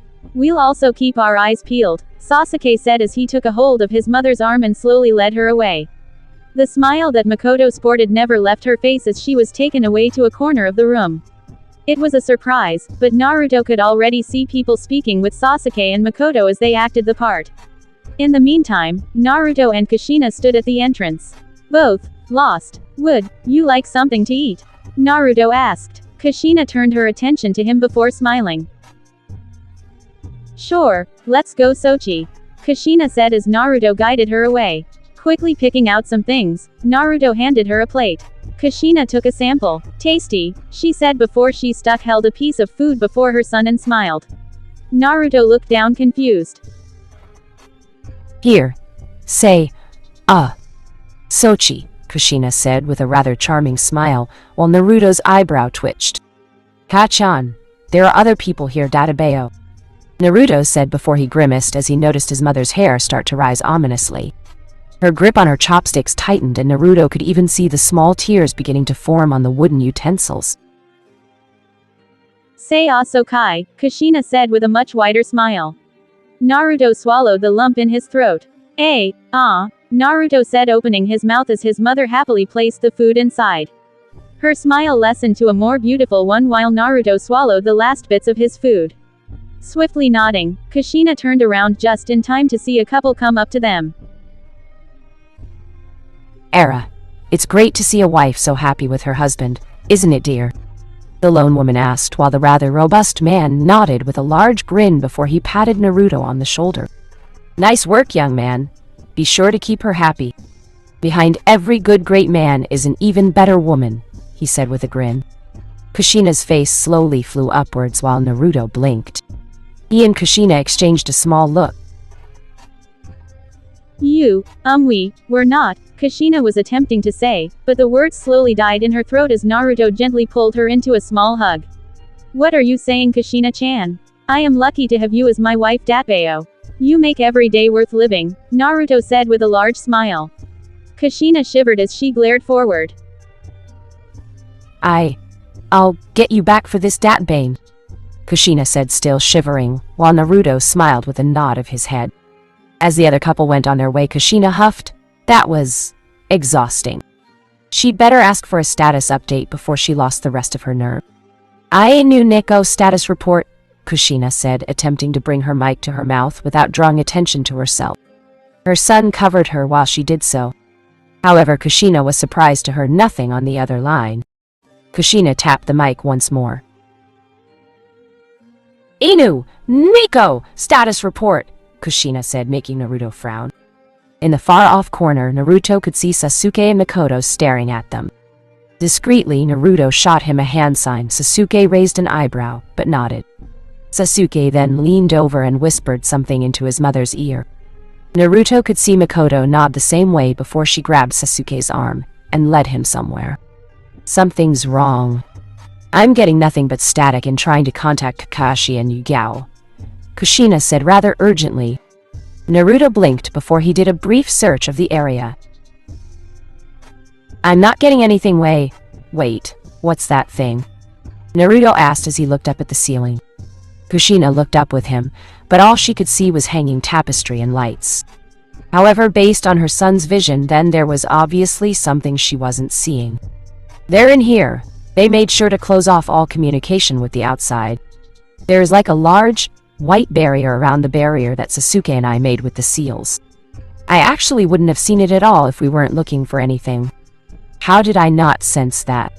Naruto asked while Kushina looked back to where the fire daimyo was. He was still talking pleasantly with people, so that was a plus. Perhaps we should move the daimyo and his wife, Kushina said aloud to herself. What do you think, Sochi? Kushina asked. She waited a moment, but she didn't get anything for a response. She didn't get one. Kushina turned around and the sight that she saw made her pause. Her son was frozen. He was motionless. Actually, it was more like he was dead, in every sense of the word. Kushina tapped Naruto's arm. Sochi, Kushina asked before Naruto finally found himself and raised his finger, then he pointed it forward. Kushina looked at the outward gesture and followed it before resting forward. She squinted her eyes before they grew larger and larger and larger. HHH ha ha ha, Kushina said while both she and Naruto noticed the new daimyo of Whirlpool smiling and talking with other local daimyo with the water daimyo right next to her. Why? How? When? Why is Haku here? Why is she in daimyo clothing? Cheech, I didn't expect to counter this, Kushina thought to herself. You think Kakashi-sensei and Yugao-san saw her come in? Naruto asked. Kushina shrugged her shoulders. She didn't know how to answer that question. I don't know, but let's not blow whatever she's doing. There are a lot of political figures here. It'd be best if we settled this matter in private. That said, Kushina said as she grabbed Naruto's arm and dragged him forward. Ah yes, you have a very beautiful wife, sir, Haku said with a smile before she felt a large chill run down her spine. Looking around, her eyes stopped as she noticed the wide, menacing, disturbing form of Kushina marching over to her with Naruto in tow. The large tick mark on her face was easily visible. Haku sighed. This was going to be a long night. As Kushina and Naruto stood before Haku, the latter held out her hand. Nice to meet you. I don't think we've met. I'm the new daimyo of the land of eddies, Haku said with a small, hopefully disarming smile. Kushina's eyebrow twitched while Naruto smiled. Nice to meet you, Whirlpool daimyo dono, Naruto said with a small smile. Haku just nodded, rather thankful that Naruto was going with it for now, but the most important person had to go with it as well. After all, the water daimyo was right next to her still. Strange, I didn't know the land of eddies had a daimyo, Kushina said with a raised eyebrow. Haku swallowed her doubt. Well, I did say I was new. I wasn't exactly given a lot of choices in the matter. It was for the good of the people. A country greeting a daimyo without another daimyo would be just a regular insult, Haku said, shifting her eyes over to the water daimyo, which, thankfully, Kushina got. I see, and I take it that your entourage is present somewhere? Kushina asked while Haku took a step back. This was the difficult part. Hi, I have very capable people with me. You needn't worry, Haku said with another chuckle that made Kushina give a heavier glare. You heard her, Kei-chan. We'd better not disturb her, Dat Bayo. Let's go. Nice to meet you, Naruto said with a solid wave as he dragged his mother away. Haku waved goodbye before turning around and heaving out a sigh. That was a load of kunai she just avoided. Meanwhile, Kushina grumbled as she picked up a plate while eating it, glaring at the wall. Naruto chuckled sheepishly before looking back to the fire daimyo. The lights went out for a brief second. One lone light shined on the middle of the room. The fire daimyo spoke. I am truly glad that all of you could come and not just celebrate this event, but also come to attempt more negotiations in the name of peace. Now we will have the annual dances of anyone who wishes to participate, he said with a wide smile while his wife stood next to him. Everyone looked at the blank white space before couples slowly started to pour in. Naruto watched them pour in before he looked at his mother for a moment. He grabbed her arm. Kushina perked up. Oh no, Sochi, I am not about to dance. You can't make me. I'm clumsy. I'll only embarrass a Statabane. Kushina said as Naruto pulled her to the center. You want the mission to be a success, right? Well, we can sense better if we're in the center of the room, Naruto said with a reassuring nod. Kushina didn't particularly like that logic, but she supposed it worked. As she and her son stood at the center, Naruto grabbed her hand and slowly began to dance, though she was sure her son could see her reluctance in doing so. However, in the upper stands, Sasuke and Makoto watched as Naruto and Kushina made complete spectacles of themselves. That loser has no tact at all, Sasuke said with a small smirk on his face. Makoto chuckled as she brushed a piece of hair from her face. Yeah, same can be said for Kushina.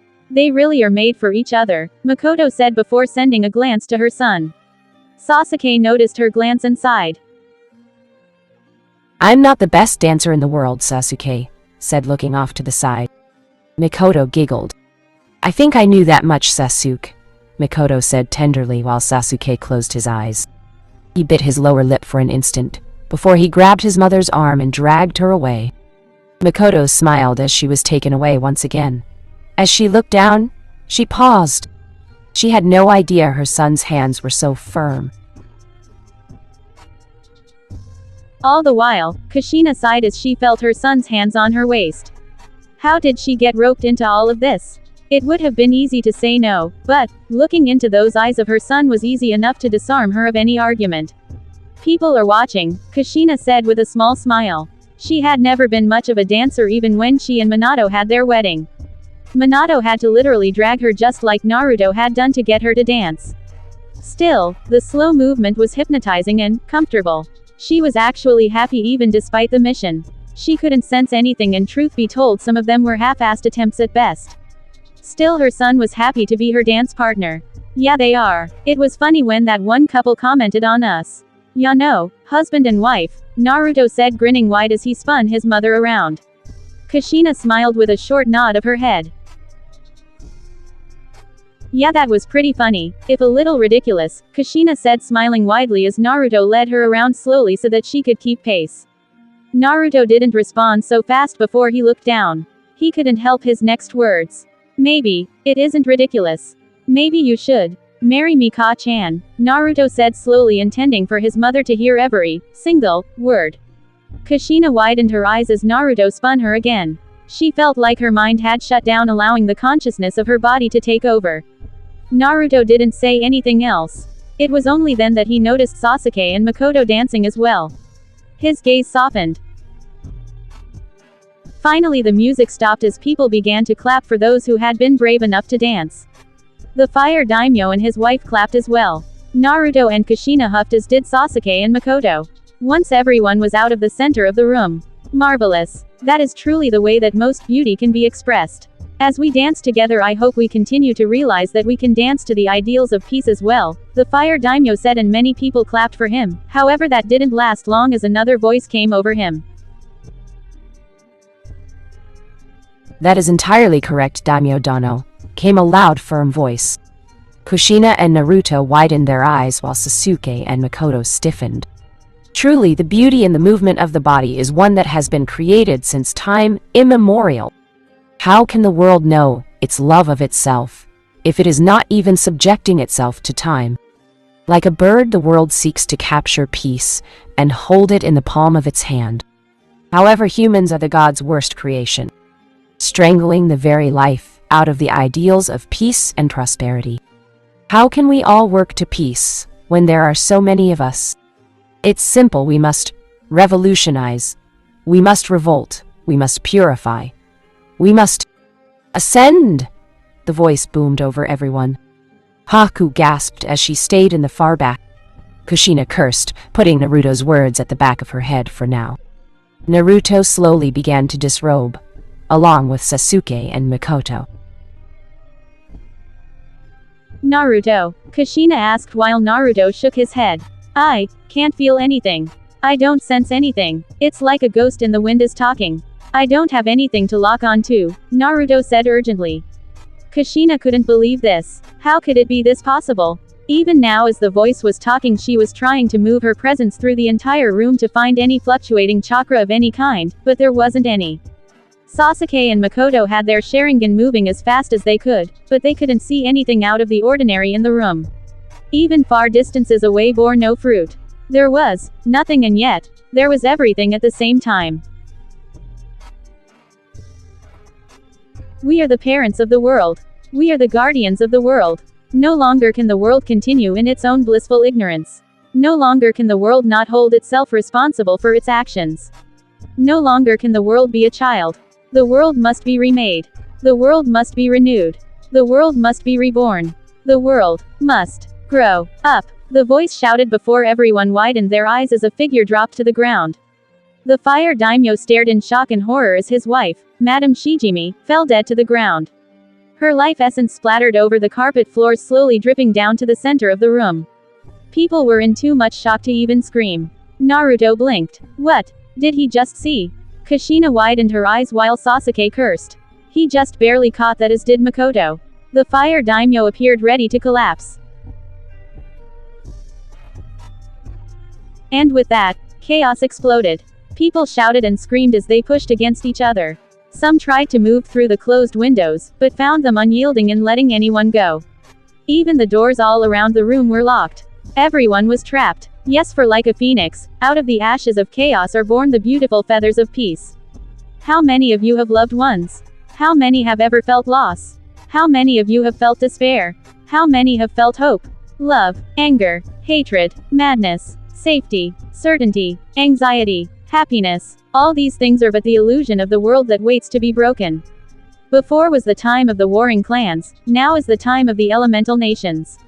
Now then, our various daimyo, our various political figures, our various citizens. It is time to experience true loss, true fear, and true hope. Now is the time of our revolution. With this power, suddenly everyone gasped as they slammed against the floor from untold amounts of pressure. Naruto dropped to his knees in surprise while Kushina panted. Sasuke and Makoto struggled to their own feet. Haku panted as she found herself pinned to the wall. We will change the world. No longer is there man or woman. No longer is there innocent nor guilty. No longer is there free or bound. No longer is there high class or low class. No longer is there power. There is only the unbroken and the repaired. The man shouted, and with a poof of smoke near the fallen fire, Daimyo, Naruto, Sasuke, Kushina, and Makoto gasped as they saw 7 figures appear in the room from nowhere. Each of them held an opera stage mask over their face, hiding their features.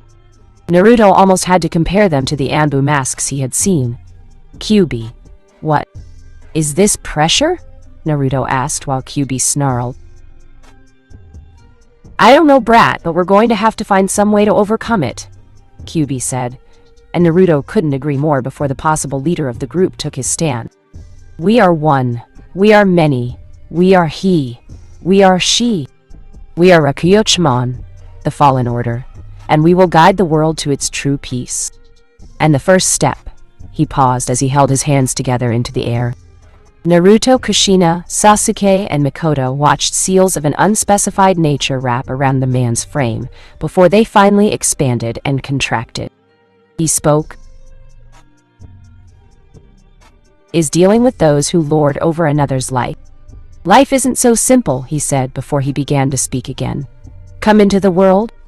You who hold the heart of the dead, find plight and suffering, find love and hatred, find joy and sadness.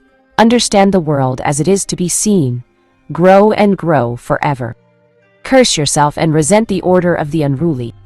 Reitan, Futo Urama, spirit release. Unequal resentment," he shouted. Naruto and the others gasped as a white light slowly began to appear over the large audience of captive daimyo and politicians. What followed had been a thunderous explosion that rocked the grounds of the daimyo compound. Kakashi and Yugao cursed as the ground shook. This was not good. Not good at all. KG. Quote, "And the greatest lesson that mom ever taught me though was this one. She told me there would be times in your life when you have to choose between being loved and being respected. Now she said to always pick being respected," by Chris Christie. Kakashi and Yugao hurried to the scene in utter shock. It had been so fast that both could have hardly reacted. The daimyo's house was gone. Nothing remained of it. People who managed to escape could only look on in utter shock. Kakashi and Yugao turned to each other. Kakashi, the structures, Yugao didn't need to finish as Kakashi quickly hopped of the rooftops. "Search and secure Yugao. If you spot an enemy then disengage and regroup. We need to find out what happened," Kakashi said, making Yugao nod as she jumped off as well. This was the worst possible situation that it could have been. As Kakashi and Yugao joined the masses at the bottom, both quickly noticed the new 12 guardians searching through the rubble for perhaps anything that could have given them some hope for the situation. "Do you think this has to do with why we couldn't communicate with the others?" Yugao asked. Kakashi wasn't exactly sure how to answer that question. Their headsets had been fried for some apparent reason, and yet, the channel was still open. It was one of the most confusing things Kakashi could have thought of. "For now, we'll just have to escort everyone out the compound. Not only have they kidnapped the fired daimyo, but they also kidnapped our squad and other daimyo. As it stands, this situation is out of our control. For now, we'll have to go back and figure this out," Kakashi said, making Yugao nod in agreement. Swiftly, the two disappeared from the crowd. When walking, Yugao took note of Kakashi's footsteps. They moved with an urgency and accuracy that she forgot he was capable of having since he had been removed from the Anbu and into regular shinobi duties. It was as if he was walking with the stance of an Anbu captain once again. Though Yugao could understand this sense of urgency, they truly had no time to waste in possibly saving their friends. It wasn't like her, but Yugao wanted to be realistic in that these terrorists wouldn't just kill the daimyo. No, that didn't fit the true terrorist modus operandi. Terrorists wanted to be heard. Their messages was to be broadcasted to the very depths of the world. No one would not know about all. If they were going to kill the daimyo, then they were going to do it over the TV or some way of sending the signal out. Yugao knew that much. She also had to figure that Kakashi knew that much as well. As Kakashi and Yugao came up to the house they had been using for several days, Kakashi unlocked it. Both stepped inside and expressed surprise as they noticed a man in an opera stage mask sitting on their table. Both snarled as they noticed it was the same man they met in the forest those days ago. Kakashi quickly reached for his sword as Yugao did the same. "Ah, Hataki-san, Azuki-san, I take it that you have enjoyed tonight's festivities. I am honored to have provided such high-quality entertainment to you," he said while Kakashi frowned. "Where are our teammates?" Kakashi asked, deciding to get right to the point of this issue. "Ah, Naruto-sama and his friends. They are all safe, as is the daimyo." "Well, the divorce rate is high enough anyway," the man said. Kakashi and Yugao couldn't resist the glares that came upon their faces, but before they could even think of acting, the man raised a single finger to them both. "And your friends will stay safe so long as you do our organization a single thing?" the man said. And if Kakashi had to guess from his many years of Anbu experience, this guy was smiling. He was smiling behind that mask so hard that Kakashi figured this guy thought this was a game. "Out of the question, we don't work with terror." Yugao paused when she noticed Kakashi hold his hand up. "What is it?" Kakashi asked, making the man smile to himself. "Very good diplomacy, Hatake-san. Take her to Kusa and retrieve a piece of our project." "It's about time to begin," the man said, making Kakashi frown.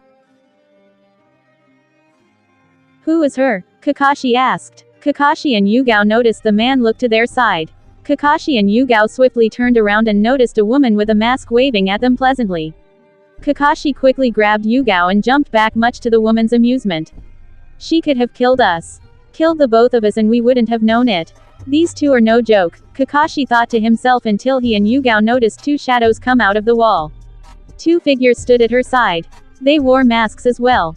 Kakashi frowned at the way they seemed to stand. It was almost mechanical, subservient, or submissive-ish if Kakashi needed the words. "Hello, you can call me Aki. This here is Ichi and Ni. They are my personal toys. They're going to help us on this trip," the female named Aki said as Kakashi and Yugao watched Ichi and Ne bow themselves. They then turned back to the man in the mask. "So, let's say you do this assignment for us. I suppose I could honor one request from you. I'm at least not a savage. So, do we have a deal?" the man asked. Yugao quickly grabbed Kakashi's shoulder. "Kakashi, you can't be serious." "We don't know that they're telling the truth," Yugao said while Kakashi glanced between the man in the mask and Aki, as well as her two puppets. "We also know that our group is scattered. We still know nothing about their abilities. It would be too much of a risk to fight them now. For now, this is all we can do," Kakashi said, making Yugao turn her head away and snarl. Both sheathed their swords, which made the man in the mask smile, though they didn't know it. "See, we can all be civilized when we need to be. Aki will fill you in on the rest. I have a prior engagement," the man said, and just like a whisper in the wind he was gone without a trace. Kakashi wasn't even sure he had seen the man move, let alone disappear. Both turned and noticed Aki clapping her hands together. "Now let's go on our awesome romanticism adventure," Aki said, making Kakashi and Yugao glance to each other. Yugao shook her head while she looked at the humans with masks, labeled Ichi and Na. Yugao just couldn't get rid of the unsettling feeling festering in the depths of her soul that this was all going to go terribly wrong. XL. Naruto groaned as he opened his eyes. "Kami, what the hell happened to him?" Leaning up, Naruto blinked as he noticed he was on a bed. Really nice bed.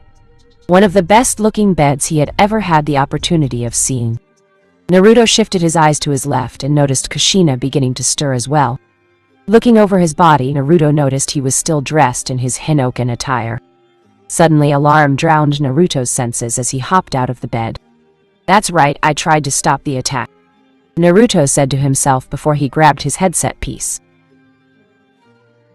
"Kakashi-sensei, Yugao-san, come in. Kamae." "Tetch," Naruto said as his wires fried. Naruto jerked the headset from his ears and dropped it to the floor. With a small curse, Naruto looked over the room. He saw his and his mother's swords near the door. They rested neatly next to each other. "Where the hell are we?" Naruto asked himself before he moved for the door. He quickly turned to Nob. Of course the fucking thing was locked. With a great sigh, Naruto walked back to the bed. Leaning over his mother, he rubbed her shoulder to wake her up. As peaceful as she looked, this situation demanded her attention right now. "Okay, so let's go over the facts, Sochi. You can't teleport us out of here. We have no idea where we are. We have no idea where our teammates are. And it is most likely we have been captured, correct?" Kushina asked. Naruto just nodded while Kushina exhaled tiredly and stood to her feet. Naruto did the same as they collected their swords and strapped them to their waists. I still can't believe how fast it happened. This is the worst possible situation, Kushina said while Naruto chuckled. We could be dead, Naruto pointed out. Kushina could only find the humor in the joke, as her son was virtually incapable of dying just as she was. Still, her son's joke aside, Kushina looked around the room. Windows were way up near the ceiling. It was a very tall ceiling. The door to their only escape was locked. Something happened with her son's powers. Again, and lastly, they had no information to work with currently. Alright, Kushina, you've been in worse situations than this, Kushina thought to herself. Looking at her son, she noticed him add Hanshao to his feet. Since Hanshao was basically the base form of chakra, it was more raw than chakra, so Kushina watched her son stick to the wall. She watched him go for about half the distance of the ceiling before she watched him fall and bash his head into the floor. Okay, so wall walking was a no-go, as her son demonstrated. There were various techniques that a person could employ to restrict another person from chakra walking. Perhaps those tactics were employed here. Taking out 2 of the kunai in her pouch, Kushina moved to the wall. Her hope was that she could do it the only fashioned way and scale the wall by stabbing holes into it, and ascending that was... As Kushina tried to stab her way into the wall, she cursed when the kunai merely deflected from the wall. She tried to puncture the wall more forcefully, but that with time and numerous efforts, she found her goal futile. Glancing to her left, Kushina noticed her son with his sword in hand. Sochi? Maybe we shouldn't, Kushina said as she ducked behind the bed as Naruto flared his Hanshao. Uzu no Fukash, Fukan Hoden, Whirlpool Revenge, Eruption Discharge, Naruto shouted as his sword coated itself in a large flame. As he held his sword back, Naruto glared at the front door. With a cry, he was ready to swing his sword forward in all his attempts to break down the door. I wouldn't do that if I were ya. Naruto stopped mid-swing while Kushina widened her eyes, but quickly looked to their left and noticed a rather bulky-looking man, with a mask, leaning against the wall entirely relaxed. If Naruto didn't know any better, he would have sworn this guy was smiling behind that mask. Standing to her feet, Kushina made her way over to her son cautiously. She placed her sword at her hip while Naruto narrowed his eyes. These here walls are coated in a special chakra elixir. Your jutsu would bounce right off in it, destroying this place, the man said before leaning himself off the wall. And who are you? Kushina asked. The man didn't move for a second before he took a step forward. Naruto snarled while Kushina readied herself to attack at a moment's notice. Even this close, no matter how good you tried to perceive yourself to be, even Genin should have been able to feel one's chakra signature. It still wasn't the case with this man. He kept walking and walking until he was right before Naruto and Kushina.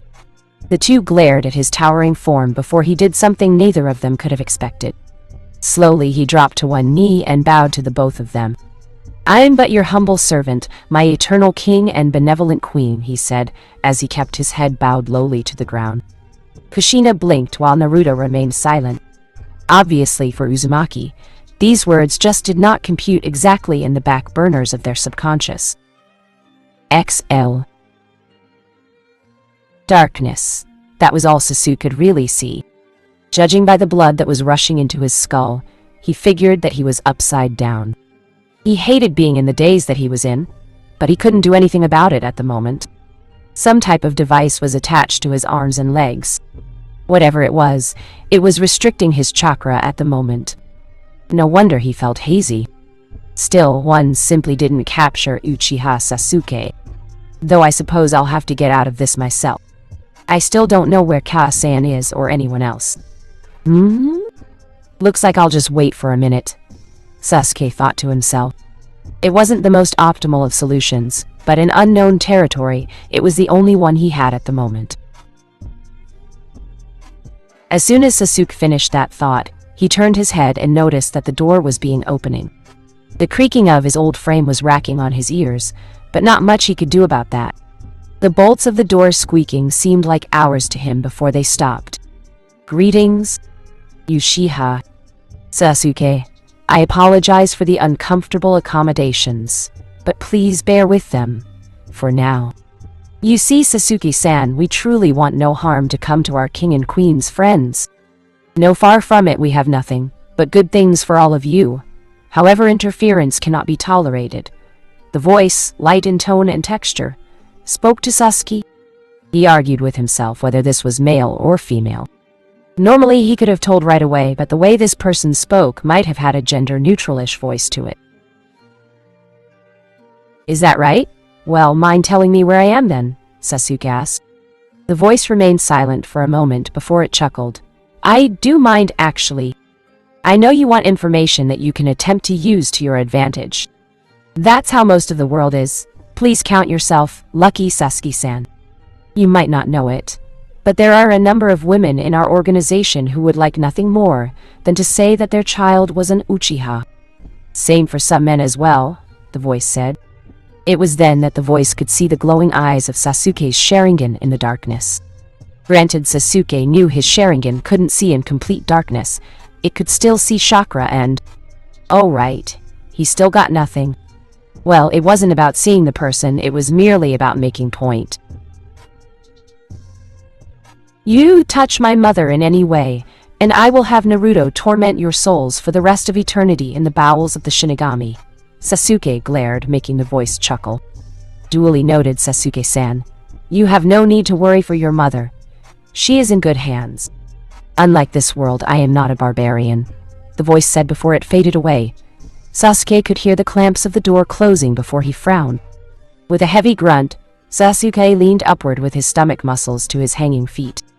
God, he wished he could use his hands for this. With his teeth, Sasuke opened a small compartment in his shoes and pulled out a small senbon needle. XL. To say that Haku didn't know hard work was a lie. When you live with a missing nin trying to do job after job to eat, live and other things, then you learn that roughing it isn't so out of the ordinary. Actually, for Haku, it was the standard norm. Though, she could have done without the cracking of a whip upon her ears. Hurry up, you nobles and daimyo, get a taste of what people who live under you do every day. A man shouted as Haku looked up where he was standing. In his hands was either a whip comprised of chakra, or a whip comprised of some white power that she couldn't identify. She looked to her left and noticed Karen, Komachi, and Conan doing the same thing. They were trudging through the dirty mud, pushing some kind of wheel over and over. Haku's formal clothing that the villagers made her was easily in tatters, along with those of the water daimyo and fire daimyo. Haku truly felt more sorrow for the latter. He just lost his wife, and not even enough time to grieve. She wondered why Zabuza wasn't down here, but figured he wasn't in any better a position either. Still, she just kept pushing. So, how are we going to get out of this? Karen asked as she kept pushing. Conan and Komachi narrowed their eyes from their places. It actually impressed Conan that Komachi was as attentive to the place as she was. Her eyes seemed to be able to take into account everything for the few moments that they were there. I'm not sure. Right now, all we know is that they have a large hostility towards nobility. For now, we'll just have to work this way, Conan said, making Karen nod nervously. I have an idea, Komachi said, getting their attention. However, it requires Haku-san. Komachi lowly. Kami. How tough was this mud? It was like trying to peel away everything, but they couldn't stop right now. As Komachi spoke, Conan lowered her gaze while Karen nodded several times. It was risky and it was downright stupid, but they didn't have the luxury of anything concrete at the moment. That might work, but it could mean your death, Komachi-san, Karen said while Komachi shrugged. My family is worth it, Komachi replied. Karen just gave a small smile while Conan looked at the ground. She didn't know what to say to such things if she were honest. XL. King, Queen, what are you talking about? Kushina asked as the man kept his head bowed. Naruto and Kushina glanced to each other in confusion. Kings and queens were so rare in the nations nowadays. It wasn't so hard to declare royalty, but something like a king or queen were just not as common as any other political figures in the world at large. The one who will lead us to the promise of the greater morrow, our king and lord of the realm of the dead, Naruto. Uzumaki-sama. The one at his side, his queen, Kushina Uzumaki-sama, he said. Kushina took a step back, while Naruto shivered. Now, Uzumaki-sama, give us the power you promised us. Give our organization your immense strength, he said, as he jumped to his feet and attempted to grab Naruto's shoulders. However, the blonde was too fast and backflipped through the air. He raised his sword into the air. Instantly, Kushina appeared at her son's side while the man grinned. I want her power inside me, he shouted as he lunged at Naruto and Kushina. The two scowled and were ready to intercept, however they were surprised when the man's face was grabbed and slammed into the floor. He was held there by another man with a more elegant-looking mask.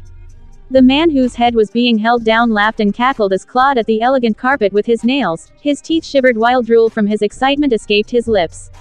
Naruto held his mother back as far as he could while the man in the elegant mask smiled.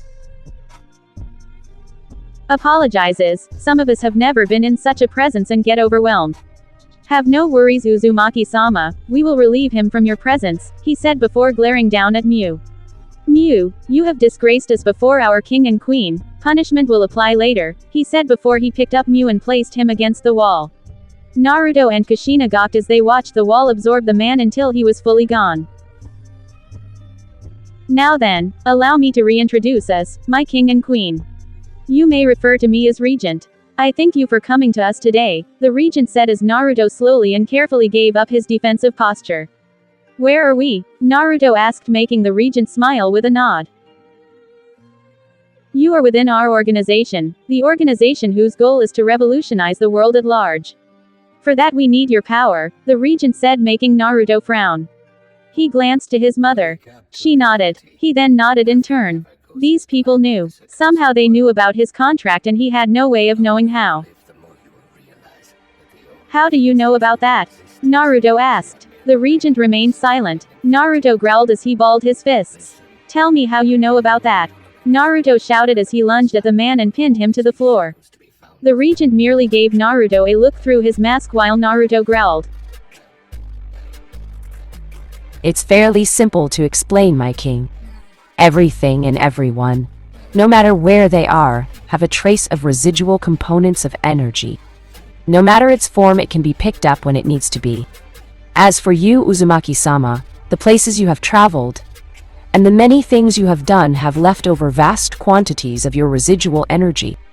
Your energy was a particularly interesting thing. All other energy gravitated towards yours. Through countless tests, we found that this energy was actually the outline of spiritually based beings. We surmise them to be the dead who have nothing. But the residue energy of His Majesty, he said, making Naruto shake. Hanshao could leave residual energy. He hadn't considered such a possibility to be true. In time, Kushina placed a hand over Naruto's shoulder. Sochi, calm down. Now isn't the time to get shaken, Databane. Kushina said, making Naruto twitch. With a heavy sigh, he removed himself from the Regent and took a couple of steps back. Kushina could see that her son was obviously displeased with the situation and she couldn't blame him, but now wasn't the time to lose their heads. They didn't know where any of their friends were and they didn't know the status of their own situation. What do you want from my son? Kushina asked. Seamlessly the Regent stood to his feet and dusted off his clothes. He looked at them both before scratching the cheeks of his mask. You see, Kushina-sama, the world doesn't know what it wants anymore. However, we know what it needs. This cycle of meaningless death and hatred. Kushina-sama, Naruto-sama, when did it become alright for shinobi to kill other people for money? When did it become alright for one person to dictate the life and death of others? When did it become alright when killing your family meant being a great service to others? The Regent asked. Naruto didn't speak. Neither did Kushina. The two merely looked at the Regent before he walked towards the wall. So you think you have the answer? Naruto asked with folded arms. The Regent turned back to him, and his eyes suddenly glowed with an ominous feeling that Naruto couldn't place exactly. Well, my king, that all depends on you now, doesn't it? Please try to get some rest. I will fetch you later, he said as he dissolved into the wall, leaving Naruto and Kushina alone. As she looked to the left, Kushina shivered when she saw her son looking at the floor. With a heavy sigh, Kushina sat on the floor, still stuck on what to do. XL. Yuri blanched at the food in her bowl. Was it her imagination? Or did a small tentacle rise out of the soup before dropping back in? Just the thought of it would have driven Yuri up the wall. Normally, how can you eat this?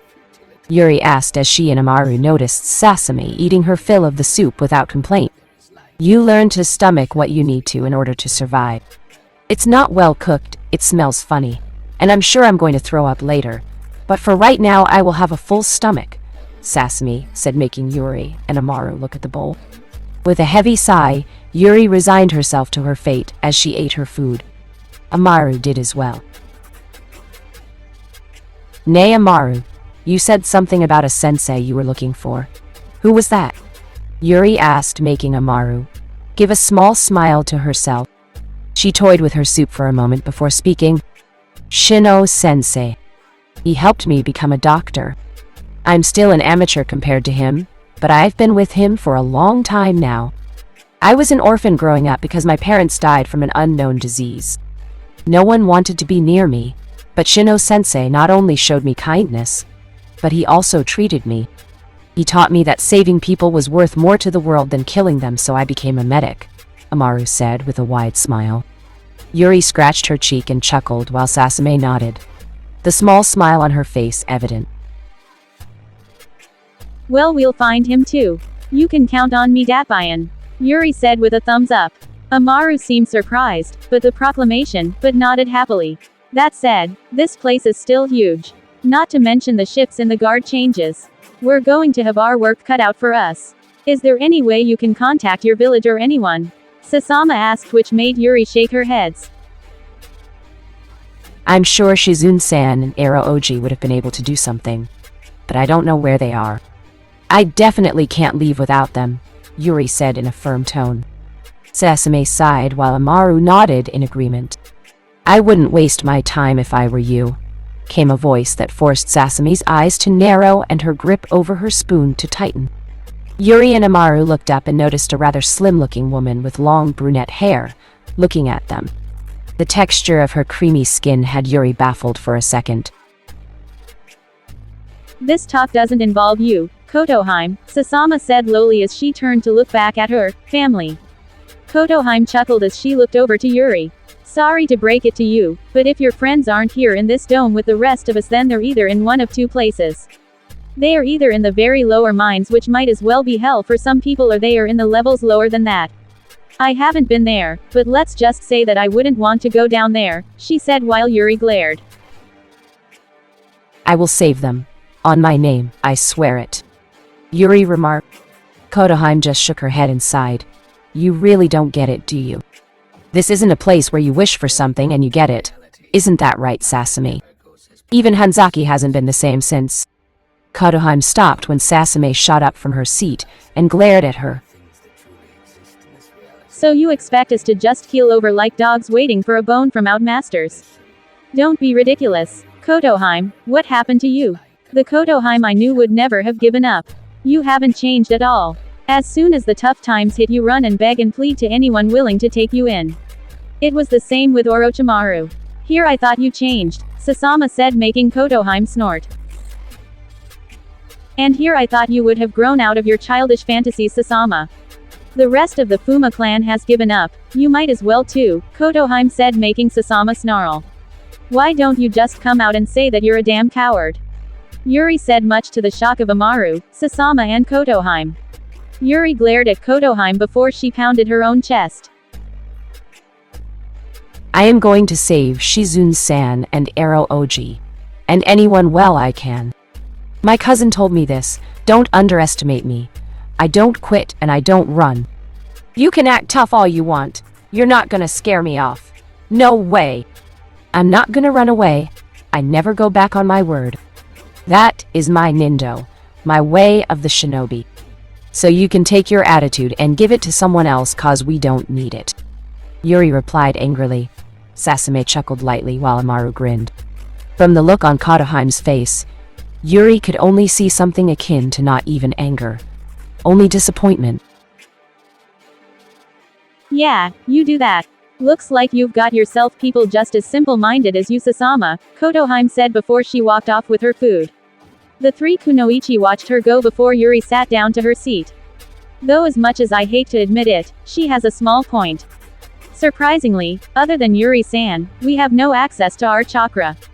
How are we supposed to fight them or even escape? Amaru asked. Yuri and Sasama sighed as they tried to think of any solutions that they could give.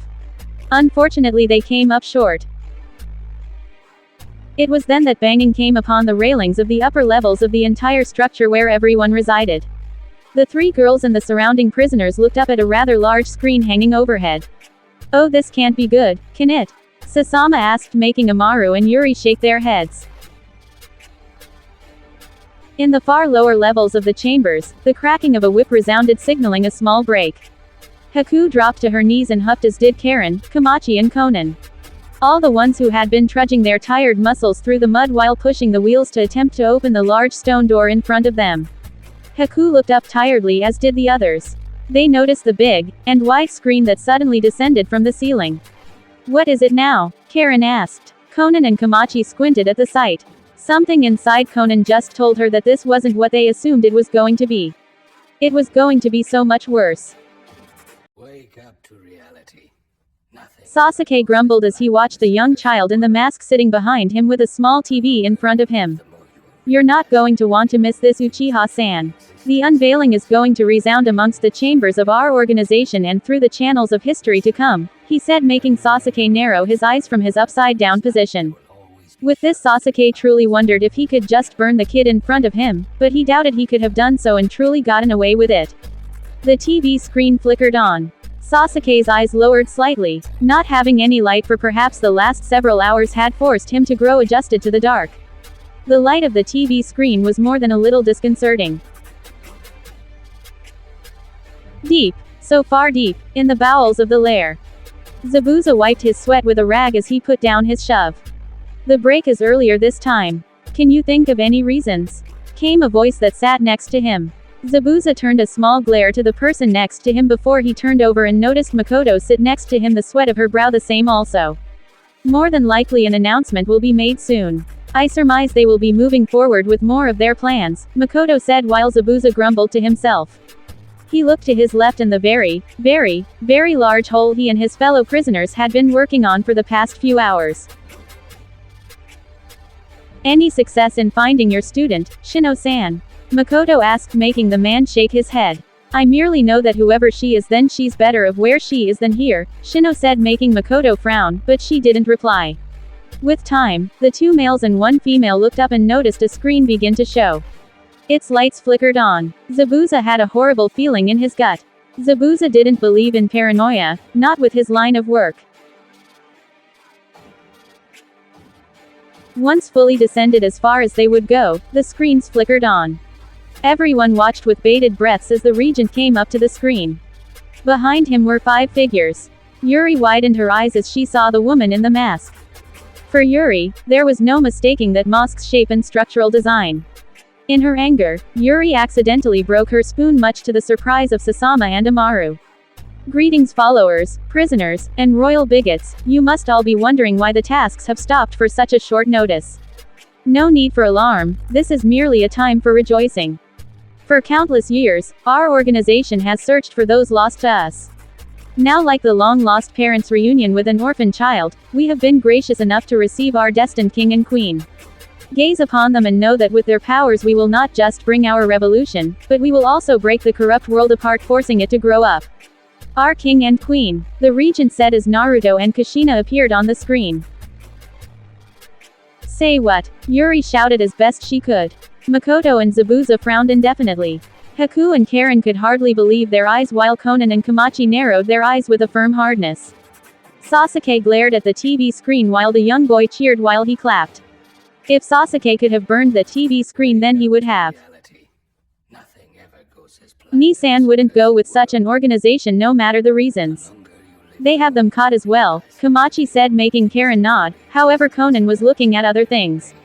She turned to look at Haku for a moment before turning back. This break we should probably talk Haku through our plan, Konan said. Karen nodded. How is your paper trail? Karen asked while Conan held up a sleeve. The passages were definitely made ingeniously, but I'm getting a layout of the tunnels. I just need the deep lower floors now, Conan said, making Karen and Kamachi nod. How long until we commence the plan? Conan drew in a breath at Kamachi's question. I would need a week for that, Conan said, and dare she say that she saw a look of worry on Karen's face, as well as Kamachi's. Normally I would say 2-3 days, but we have no real information to go off of with these people, so I'm trying to make as much of an advantage for us as possible. We'll just have to wait, Conan said, making Karen sigh. Kamachi merely nodded while Conan turned her gaze back to the screens with Naruto and Kushina's faces on them. Conan shook her head but didn't say anything. Now my fellow people, I do understand. After all, they look just as confused and misguided as some of us do. However, fear not, for the time will soon be at hand for the revolution of the world, he said before the screens went black and ascended back into wherever they came from. XL. A week had passed since Team Gurren had been on the case for the missing shinobi, Shizune, Ebisu, and Yuri. They had all been going as far as they could for as long as they could. They had just left Taki, Oto, and Yu. Nothing had yielded any results over there. The fact that they went through 3 countries in 7 days could have told someone how hard they were hooping it. It was a pain, Gurren admitted, but they had 3 weeks, and if they had that much time then they would go back and search. Looking back, Gurren frowned when she saw the sweat on Yura, Iruka, and Shikamaru's faces. Naturally, perhaps Ibiki was more used to these types of things. Gurren was herself, naturally. However, these were 3 chunin. Gurren couldn't imagine Iruka running around this much from a classroom, and Shikamaru was just lazy. Yura, she hit it well, but she was getting tired too. Gurren could also see the small signs of bags under Yura's eyes. With a sigh, Gurren dropped to the ground. We will set up camp here for the day. Fetch supplies, Gurren said. The others of Team Gurren dropped down as well. They quickly saluted her and quickly made to secure the campsite, which being a standard routine by now left everyone with as much time as they needed. With full stomachs and fully rested, Gurren pulled out a map showing it to her teammates. Everyone looked it over. So far 3 X's had been on the map. I believe that the disappearance of many clans from Oto no Kuni is a part of this. Perhaps it would be best if we received some backup, Shikamaru said, making Gurren turn to him. You believe we need the manpower? Gurren asked. Shikamaru sighed as he rubbed the back of his head. The assistant to the Hokage was captured, as was an elite jonin of Konoha. We also have to take into account Uzumaki Yuri. We're probably dealing with something out of our zone, Shikamaru said, forcing Gurren to place a finger to her chin in thought. Though Shikamaru didn't know it, his words held more truth than he probably intended. Not that many in this group knew it, but Yuri was also a Jinchuriki. Granted, she wasn't a Jinchuriki for very long, she was still a good one thanks to Naruto's help and the number of hours the Uzumaki clan had poured into her. Yuri would have been a formidable opponent against any but the most battle-hardened people. For her to lose, it did instill a sense of worry in Gurren. Perhaps it would be best if we found ourselves a different strategy. Say for instance, I was thinking we could implicate this, Iruka said as he pointed to an area on the map. Yura attempted to listen to the conversation, but if she were honest, it was hard to do so. The thoughts of worry over her sister were almost always connected to other thoughts. Now Yura wasn't stupid. Of course she knew Yuri could handle herself. It was in her sister's rambunctious nature to do so. Still, worry was worry, and that didn't mean that Yura didn't have it. Yuri was all Yura had left from her mother and father. Suddenly, Yura gasped as Gurren grabbed her head and pushed her into the ground. The next thing Yura realized was a monstrous explosion ringing in her ears as the ground around her shook violently. Gurren held Yura down while Ibiki and Iruka dashed into the trees. Enemy attack. Defensive formation. Gurren shouted as the shaking soon stopped. Yura quickly grabbed her back and hid into one of the trees. Shikamaru jumped off into cover as well. How many opponents? Gurren asked as she drew into the bushes. Quickly scanning the area, Yura could feel the sweat drop from the side of her face. She could see 4 whitish blue hues of chakra about a couple of meters away. I'm sensing 4 opponents in the plains just north of here, Yura shouted. Let's move, Gurren said, and Team Gurren quickly fanned out for that location. They all made short work of the distance between them and their targets. With that lead diminished, they quickly peered out into the plains. The sight made everyone give pause. Yura, you said 4 enemies, correct? Gurren asked as Yura looked past the trees. She widened her eyes. That couldn't have been possible. Hi, Yura said as she counted 5 enemies in the plains, but the thing that shook her to her core, that filled her with a large sense of worry, that nearly killed her spirit, was seeing Kakashi and Yugao as 2 of the 5 enemies in the field. Kakashi-san, Yura said while Gurren narrowed her eyes. Oh come now, let's not behave like children playing hide and seek, Konoha Shinobi Tachi. I was of the opinion Konoha was known for its hospitality, you wouldn't want to ruin that image now, would you? Aki asked, making Gurren frown. She quickly waved her hand. The others glanced towards her, but didn't speak as they dropped to the ground. As Team Gurren came into the field, Kakashi and Yugao didn't move. They merely watched as Gurren looked at them a little oddly. Switching sides, Kakashi? That's not really your style, is it? Gurren asked. Kakashi turned a small glare towards Aki, who merely continued to show her smile. Not a word, Hataki-san, if you know what's good for you and your team, she said in her thoughts, giving Kakashi that message. Kakashi narrowed his eye before he took a step forward. Ibiki raised his kunai before a hand from Gurren stopped him. Her eyes never left Kakashi's as she stared deep into the passages of the Sharingan. With a small smirk, Gurren sighed. Will nothing dissuade you, Kakashi? I could kill you as an act of treason, Gurren answered. Kakashi's response was to take out his sword. At his behind was Yugao. She took out her sword as well. Aki clapped with a wide smile on her face. Kakashi-san, Yugao-san, don't do this.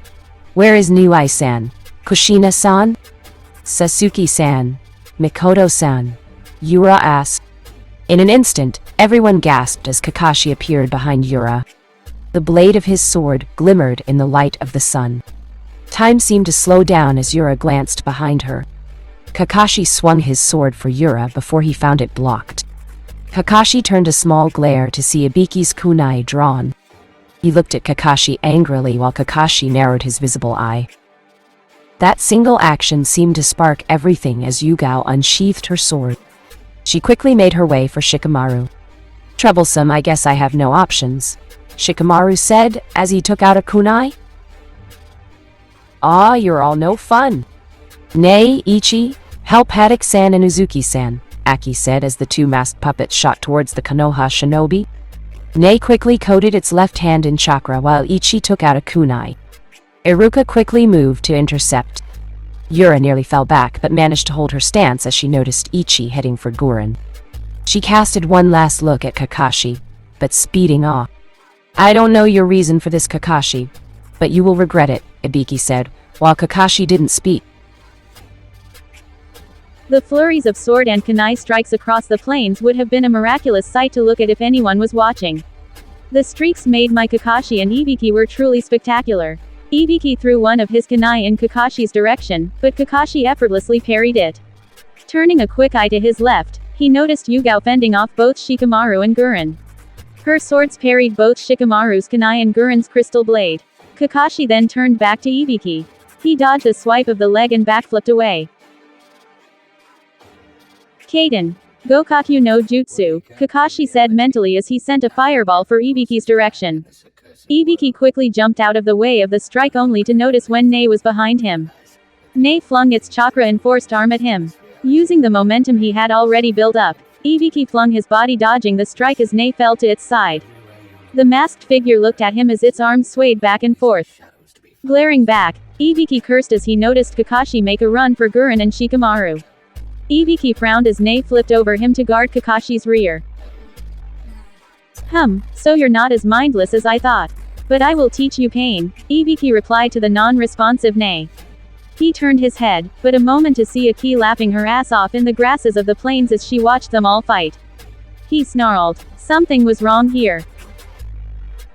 Yugao clashed against Gurren's crystal as the 2 stared at each other. Yugao, talk to me. You're one of Konoha's most loyal shinobi. You wouldn't do this. Gurren said, attempting to making any type of conversation. Naturally, she didn't get any as Yugao remained silent. Yugao spun her leg and kicked Gurren away from her, only to see 3 explosive tags fly beneath Gurren's body. Yugao covered her body, but a hand from Kakashi took her away from the blast radius as they landed back. Gurren's hand slammed the ground. Shoten. Amawatari no Jutsu, crystal release. The gods, crossings technique, Gurren called out as a stream of crystals erupted from the ground towards Kakashi and Yugao. The 2 shinobi ran through the field, moving away from the sharp spikes with haste. They had just enough time to watch Ichi get kicked away courtesy of Iruka and Yura. Hurry Shikamaru, with me. Gurren called out. Kakashi and Yugao looked back to see Shikamaru hold up his family's signature hand sign. Kajimane no Jutsu, shadow imitation technique, Shikamaru called out as the shadows wrapped around the crystals. Kakashi quickly flung Yugao through the air before turning back to the crystals and shadows heading for him. Seeing her teammate's predicament, Yugao glanced over to where Gurren and Shikamaru were. Yugao took her sword and held it back. Please, forgive her. Hayate, I never wanted to use this technique against my own comrades. I made this recently. It would have been good to use earlier, but I have no other options. Please, forgive me, Yugao said as her sword quickly sparked with lightning. Kakashi looked up into the sky as did everyone else. Yura shielded her eyes as Yugao muttered. Rakukan Jiri, lightning sword slash, Yugao spoke as she swung her sword once. Everyone gasped as an arc of a whitish-blue lighting escaped her sword and flung for Shikamaru and Gurren. However, it didn't stop there as Yugao swung again, and again, and again. She swung and swung and swung as arcs of lightning escaped her sword. Kakashi quickly moved. Suiden no Jutsu, water release. Water bullet technique. Kakashi said, spewing a large quantity of water from his mouth. Gurren and Shikamaru looked at the incoming with wide eyes. Gurren sucked her teeth, but to her surprise the attacks quickly converged. Gurren shielded her body, but was shocked when the techniques dissipated into a beautiful array of lightning-like crystals. Gurren looked up at Yugao and then at Kakashi. The look of relief on their faces clenched it. Gurren smirked.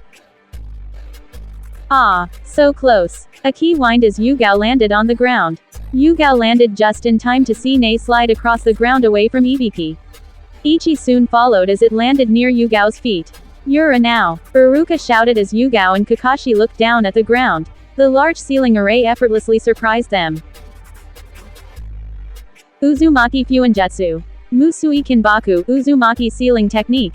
Absolute binding bondage, Yura said as the ceiling moved up Yugao and Kakashi's bodies. They cursed as they couldn't move. Kajimane success, Shikamaru said as his shadow overtook theirs. Ffep Baku Hojin, sealed bomb square technique. Iruka said as 5 explosive tags appeared around Kakashi, Yugao, Nei, and Ichi. Kakashi and Yugao glared back at Team Gurren while Aki didn't seem to be laughing anymore. Actually, she appeared to be a little nervous. It's over, Kakashi. I would take you back to Konoha for execution, but it's too dangerous letting you live that long. Who knows what you would do, Gurren said while Kakashi looked down and closed his eye. Yugao tightened her fists. Curse sentimentalities. As Kakashi opened his eye and stared at Gurren, the woman paused when she saw the Mangenkyu Sharingan. What Kakashi was about to do was stupid.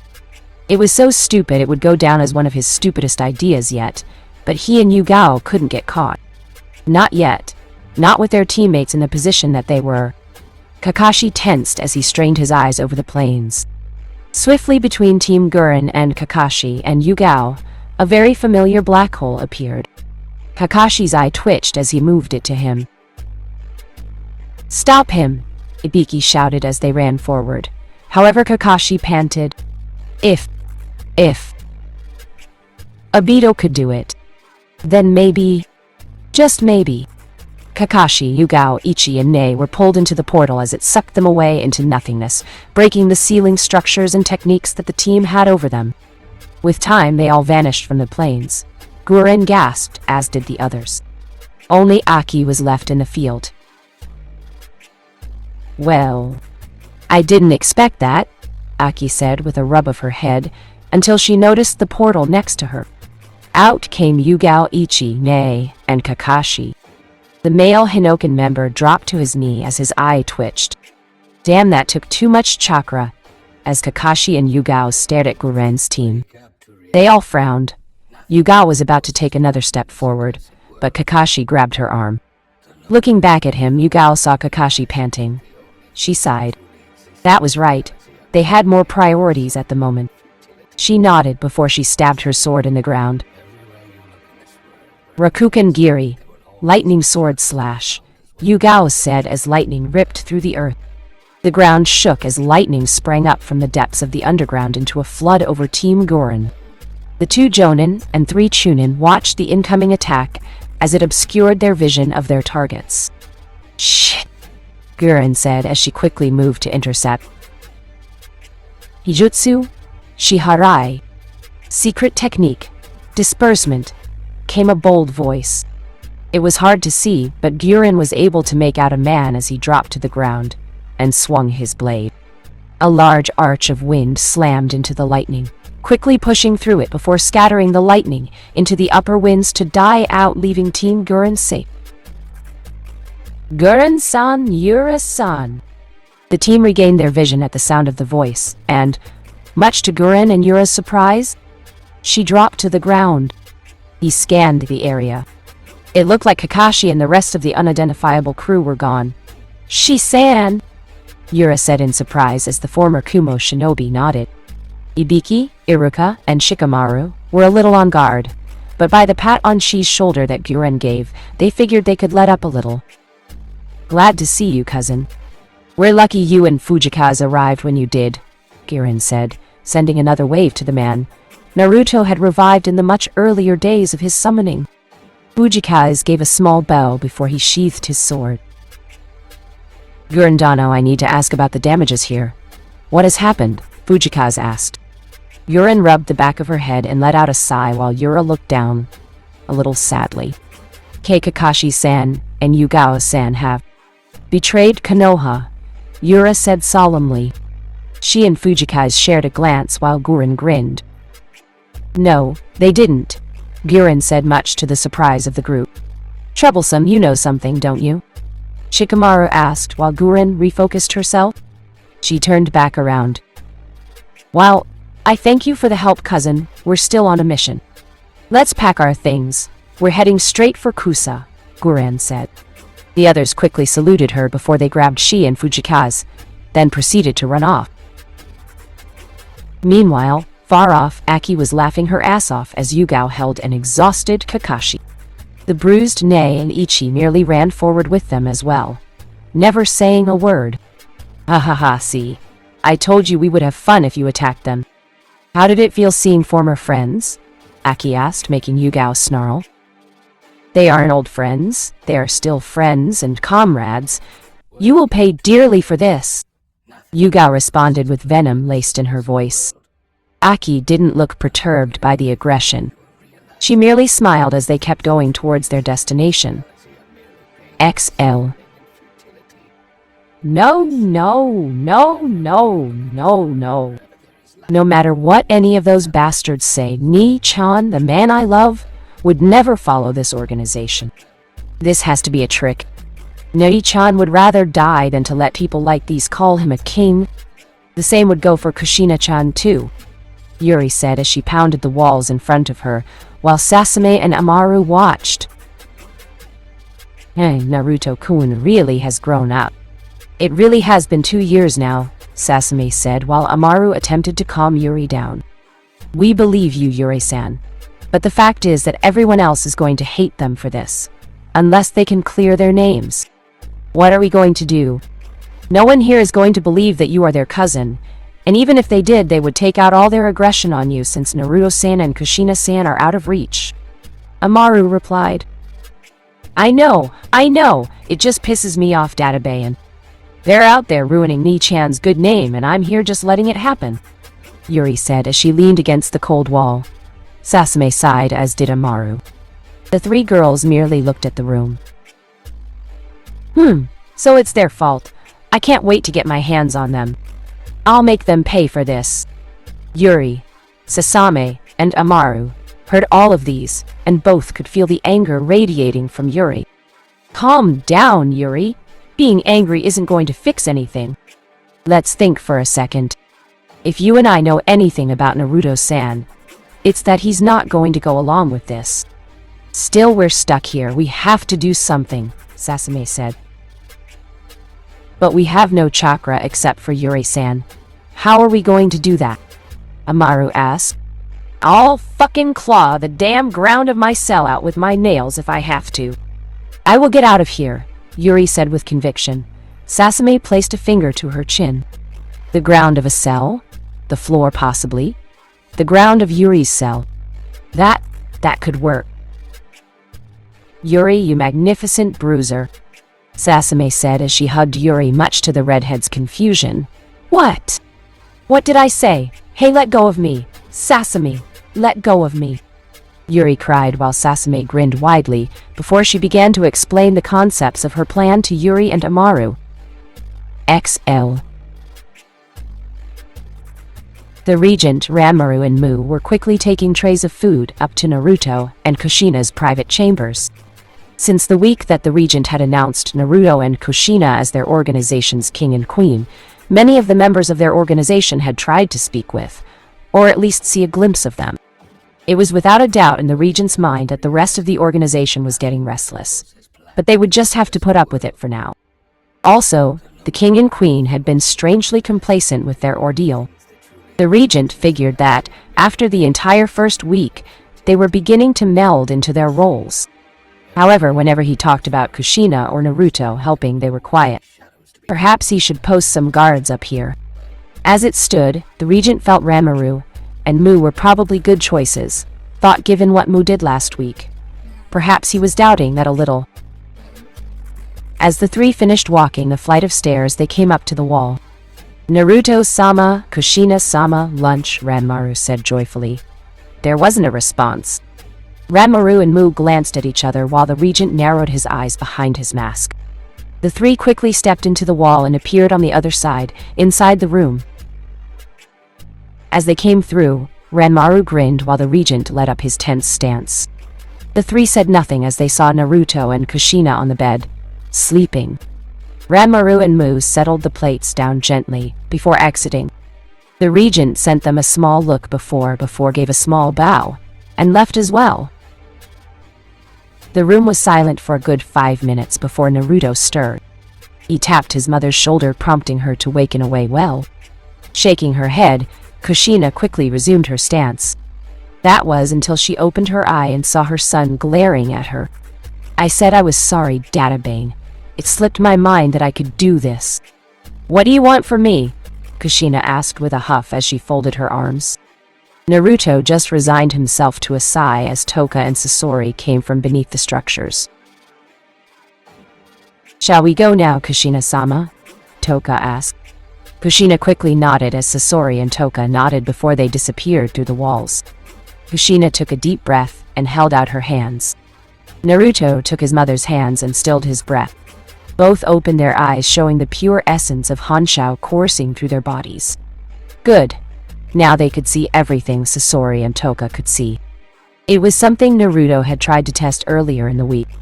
If Naruto and his mother were connected via the same power network, then it shouldn't have been impossible for him to transfer over some of his abilities to his mother.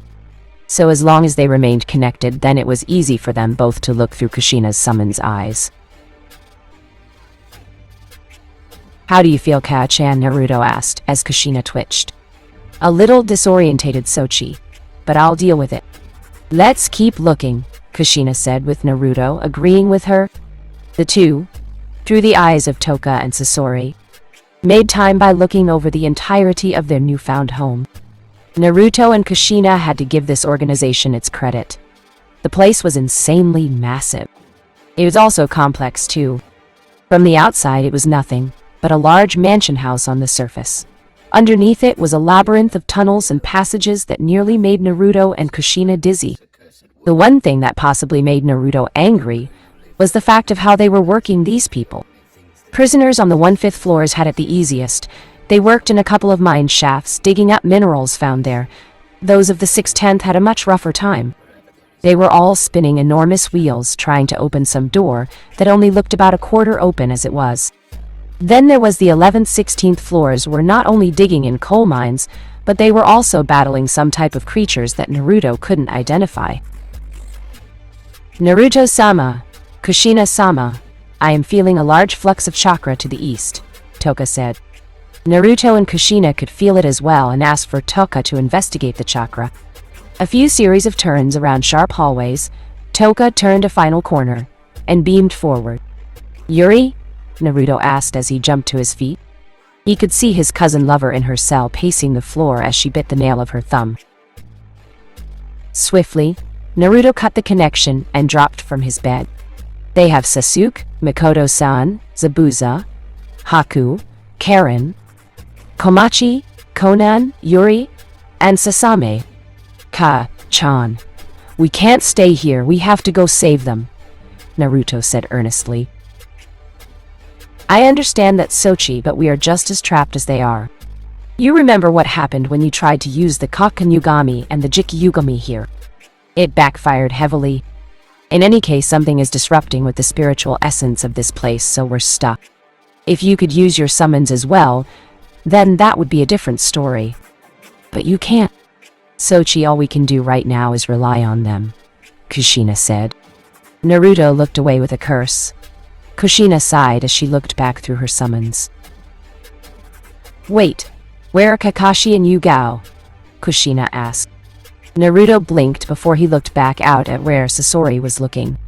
Saber scanned as many areas as he could, but no trace of neither Kakashi nor Yugao was seen. Naruto blinked before he grinned. They planning something, Databeo? They were outside the blast when we got caught. We just have to show them where we are, Naruto said while Kushina nodded. She quickly spoke.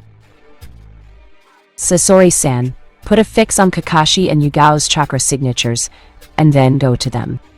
Relay everything that I tell you, Kushina said, making Sasori nod. In time, he quickly shot up through the ceilings of the labyrinth and into the sky. He then shot off for Kakashi and Yugao's position. With him gone, Kushina focused back on Toka. Sochi, I just got another awesome idea, Kushina said with a grin that made Naruto shiver. XL. Meanwhile, Yuri stopped her pacing and touched the floor at her feet. Massaging her wrist, she formed a fist. As she knelt down, Yuri was about to slam this floor with all she had according to her friend's instructions.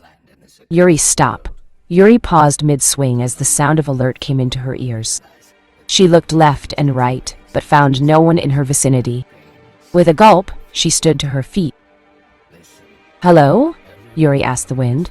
Kami, she felt stupid right now. Or that was how she felt a moment ago when she noticed a light in front of her that settled into the form of Toka Senju. Toka-san! What are you doing here? Yuri asked before she noticed Toka land to the ground. Hello, Yuri-san, Kushina-sama and Naruto-sama sent me to find you. I will now commence the voiceover, Toka said, as she closed her eyes for a brief moment. Yuri looked at Toka before the latter's eyes opened once again. Yuri-chan, are you all right? Suddenly came a deeper voice than Toka's own. It was a voice that could have made Yuri break down, crying. The voice of her lover, Uzumaki Naruto. Nui-chan! Is that you? Nui-chan! Yuri said happily while Naruto grinned from his side. Nui-chan, tell me isn't true. Tell me you and Kushina-san are not willingly these bastards' description of their king and queen, Yuri said firmly. Naruto was silent on his end for a moment. Are you crazy? Why would we voluntarily be that to these guys? Naruto told her through Toka's mouth. Yuri chuckled as she wiped a small tear from her eye. Straight from the horse's mouth. I knew. I was telling my friends you didn't do it. But Nai-chan, where are you? Can you teleport to me? Yuri asked, seeing the action of Toka shaking her head. Then Yuri sighed. Yuri, we had a mission to protect the daimyo from terrorists.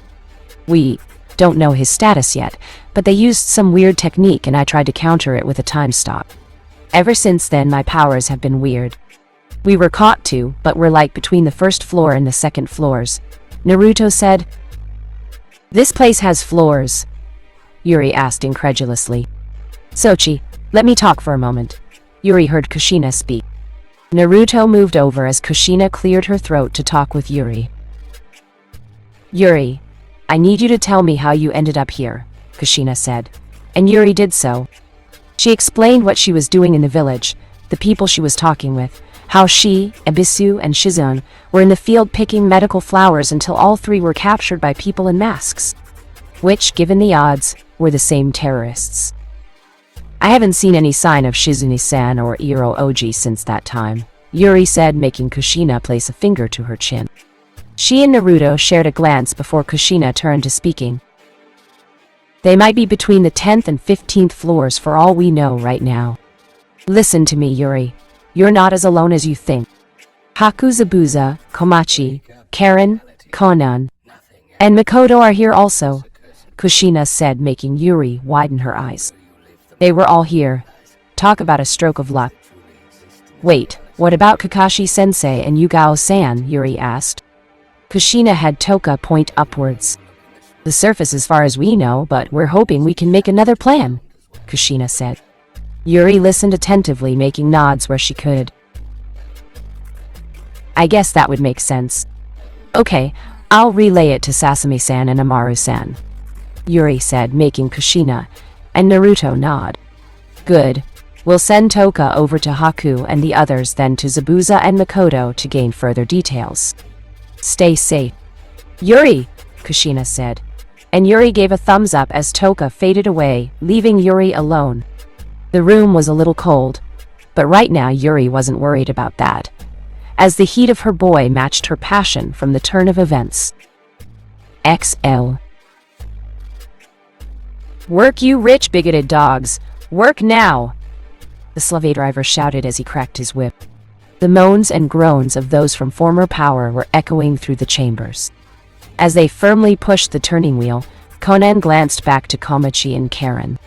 She nodded. Komachi nodded as well. Karen gave a small gulp, but nodded. Konan held up 3 fingers, then 2, then 1. Ah! I can't take this anymore. Komachi shouted, much to everyone's surprise, as she dashed at Haku. Komachi shouted as she pushed Haku in the mud. This is your fault! This is all your damn fault, you rich bastards! Who the hell do you think you are to govern over someone else's life? I never should have served you. Now look where my life is. Komachi shouted as she expertly dodged Haku's body, just trying to slam the mud around them. Enough! That's enough! The driver shouted while Haku tried to fend off Komachi's attacks. The guards quickly kicked Komachi off Haku and into the mud. Komachi coughed before she was apprehended. Your hatred of the nobles is worthy, but now isn't the time for that. Take her to floor 15. Sometimes in the dark mines will do her some good, the driver said as the man carried off Komachi, while the woman was screaming at Haku for the life she put her through. However, Komachi slowly nodded while Konan, Karen, and Haku nodded as well. At Komachi's strap was a slip of paper from Konan. Komachi turned back to the dark corridors before she was blindfolded. What are the rest of you looking at? Back to work, the man said as Konan helped Haku to her feet. Haku gave a nod of thanks with a small hand before going back to her work. As Konan returned to Karen, she quickly hid the senbon that Haku had given her. Konan turned back to Karen. The redhead Uzumaki nodded. As they continued turning the wheel, Karen ruffled her clothes before dropping a vial into the mud. She kept turning until it was back at Konan. Effortlessly, Konan picked it up without any attention to herself, and continued walking as she slid the vial into her clothes. XL. Awesome, we're here, Aki said as they landed on a rooftop. Yugao gently placed Kakashi on the floor of the room they were in before she started treating him. Kakashi huffed, while Yugao turned to Aki. You're going to have to go on your own. Kakashi can't make the rest, Yugao said, making Aki grin. That's fine or whatever. It's not even far. Ichi and Ne will be enough. Don't do anything I wouldn't do. Aki warned before she swiftly darted away along with Ichi and Nell. Yugao gave her a lasting look before turning back to Kakashi. That was incredibly dumb. How did you know you could do that? Yugao asked while Kakashi weakly smiled. I didn't. My eye can only do it long range, so I had to bring it closer enough to our bodies to suck us in. I won't ever be able to do it to the degree that Obito can, Kakashi admitted. Yugao just soothed him of his worries as she applied some bandages to him. Upon applying bandages to him, Yugao and Kakashi were quickly alerted when a large white light came to them. Yugao quickly moved in front of Kakashi while Kakashi prepared himself for yet another fight, one that he truly hoped he could help combat. However, both were surprised when the light dimmed, showing the body of Sasori. Yugao and Kakashi straightened up. Sasori-san, why are you here? Yugao asked. Sasori glanced around the room for a moment, before turning back to Kakashi and Yugao. Kushina-sama sent me. I was to tell you the location of the place she and Naruto-sama are captured in. Do you have a map? Sasori asked. Kakashi chuckled as he leaned up. That might not matter soon, Sasori. Terrorists hardly ever keep their word. I'm sure she'll take us back the organization more as prisoners than anything else. But that does give me a good idea, Kakashi said with a small grin. As Yugao quickly helped Kakashi to his feet, the one-eyed Jonin quickly summoned Pakun. Yo Kakashi, you look like shit, Pakun said while Kakashi offered an eye smile. Same old Pakun. The Hinokan member quickly ripped off a part of his clothing to the dog. Give this to Gurren. Her team should be here in a few hours. Have them tail us back to wherever she plans to take us. Sasori will explain the direction on this map, Kakashi said, pulling out a map from his general pouch. Yugao narrowed her eyes while Pakun blinked. He then quickly bowed and took the clothing and scroll into his mouth before opting to hide. Less than 10 minutes later, Aki returned triumphant. All right, we'll rest here and then tomorrow we will head back to the site. Oh, don't worry, we're not running back. Got a little one-way trinket right here. Here and back. Poof! My own design. Genius, right? Aki asked. Kakashi and Yugao didn't share in her joy, nor her amusement for obvious reasons. Did you get what you came here for? Kakashi asked. He turned to the left to see Nei and Ichi over him and Yugao. Suddenly, everything went dark. And how? Let's get out of here, Aki said before a flash of light overcame them, and they disappeared in the brightness. Pakun watched them leave before he stifled a breath. Truly, he prayed that Gurren and her team got here soon.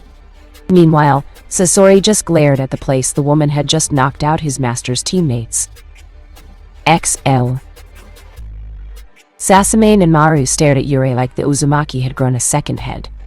Though judging by the wide smile on her face, they couldn't help but feel they were missing something, especially with what she just told them.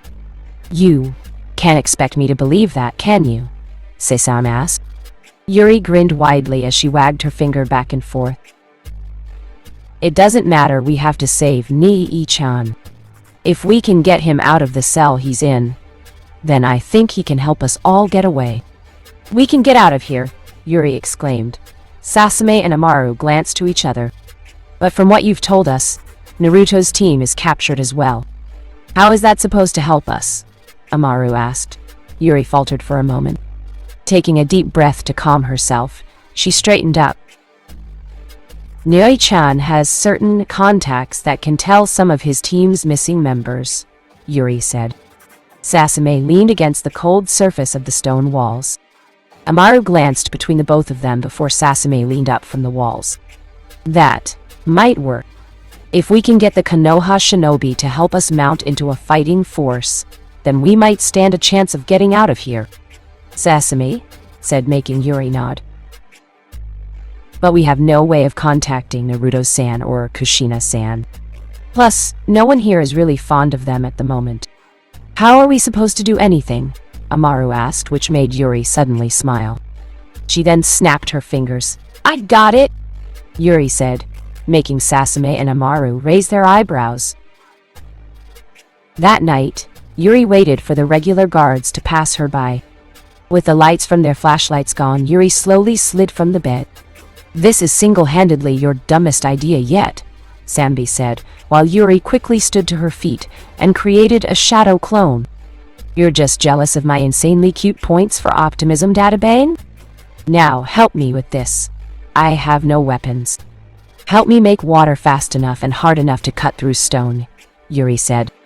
Isabu's eye twitched slightly before he sighed. "Fine, girlie. Follow my instructions," Sambi said, as Yuri quickly summoned a shadow clone. The clone hopped in bed, while Yuri gently moved underneath her bed. 20 minutes passed by as the next guard patrol came. He glared at herself for a moment before passing as well. With a small sigh under the bed, Yuri quickly formed another hand sign. "Suiten. Kainsoku Toki no Jutsu. Water release. Rapid point pressure technique," Yuri said as she blew a heavy stream of hot rapid water into the stone beneath her. Yuri concentrated for a good 5 minutes before she finally found success. Stopping her jutsu, she dug her nails into the stone and heaved up the slab before kicking it to the side. With a small huff, Yuri wiped her brow. She then quickly grunted as she slid through the hole in floor. Slightly surprised by the speeds at which she was falling, Yuri dropped to a lower floor and glanced left and right. "Okay, Yuri, decide. Left or right? Left or right? Just pick," Sandy bellowed. Shrugging her shoulders, Yuri quickly shot to the left. She hid herself in the darkness as she watched some guards pass her by. She looked past a wall. She could see an empty corridor. "According to Newi-chan, this place has floors. I have to find out which floor he's on first," Yuri said as she slipped up her dark garbs. She then moved through the halls. With some luck, she finally made it to a crossroads. 3 paths to take. Looking at the 3 of them, Yuri quickly opened for the right one and went running. As she ran, Yuri could hear the slap of her shoes on the wet ground. The lights of the cavern flickered over her pacing form as she moved into a series of more tunnels. Now there was a cavern of tunnels at least 3 or 4 layers up. Yuri sighed as she leaned herself against the wall. "Okay, Yuri, you've got this. So what if you can sense them? You've gotten out of worser situations than this," Yuri said to herself. If chakra wasn't going to work, then she would just have to go back the conventional methods. Getting to her knees, Yuri places her ear to the ground. Footsteps fast approaching. 5 men to the east. Yuri hid herself in the shadows of the light, and she stilled her breath. "Yes, I have just given our king and queen their food. They seem to be very hungry. Do you think they will produce an heir soon?" Yuri heard someone ask. She peered through the darkness and her eyes narrowed, but the Sambi forcefully shut down her killing intent as she noticed the same woman in the mask that had effectively kicked Yuri's ass back in Konoha, along with a boy who seemed even younger than Yuri did. "Who knows? We will have to wait and see, Ranmaru. We have the time now," she said. Yuri peered over the wall as she noticed the woman in the mask looking down. Slowly, Yuri stiffened as the woman's mask raised to the exact eye level of Yuri. Yuri didn't move. Luckily, the woman didn't seem to notice. "Aw, you're no fun. Aku-san," Ranmaru said before the two walked off, leaving Yuri alone in the vastness of the corridors. "This way?" Yuri asked before she quickly started running to the east of the first layer tunnel. About an hour of uneventfulness happened as Yuri stopped to take a break. She huffed and looked around. If she wasn't lost before then, she was hella sure she was lost now. With a quick ping of her chakra, Yuri paused. There was a chakra close to her. As far as she could tell, it was a little smaller than her own, but it was somebody. "I guess I could investigate," Yuri said as she ran forward. With unsteady breath, she peered over the wall. There was a cell with a locked door. Slowly, Yuri moved up to the cell door.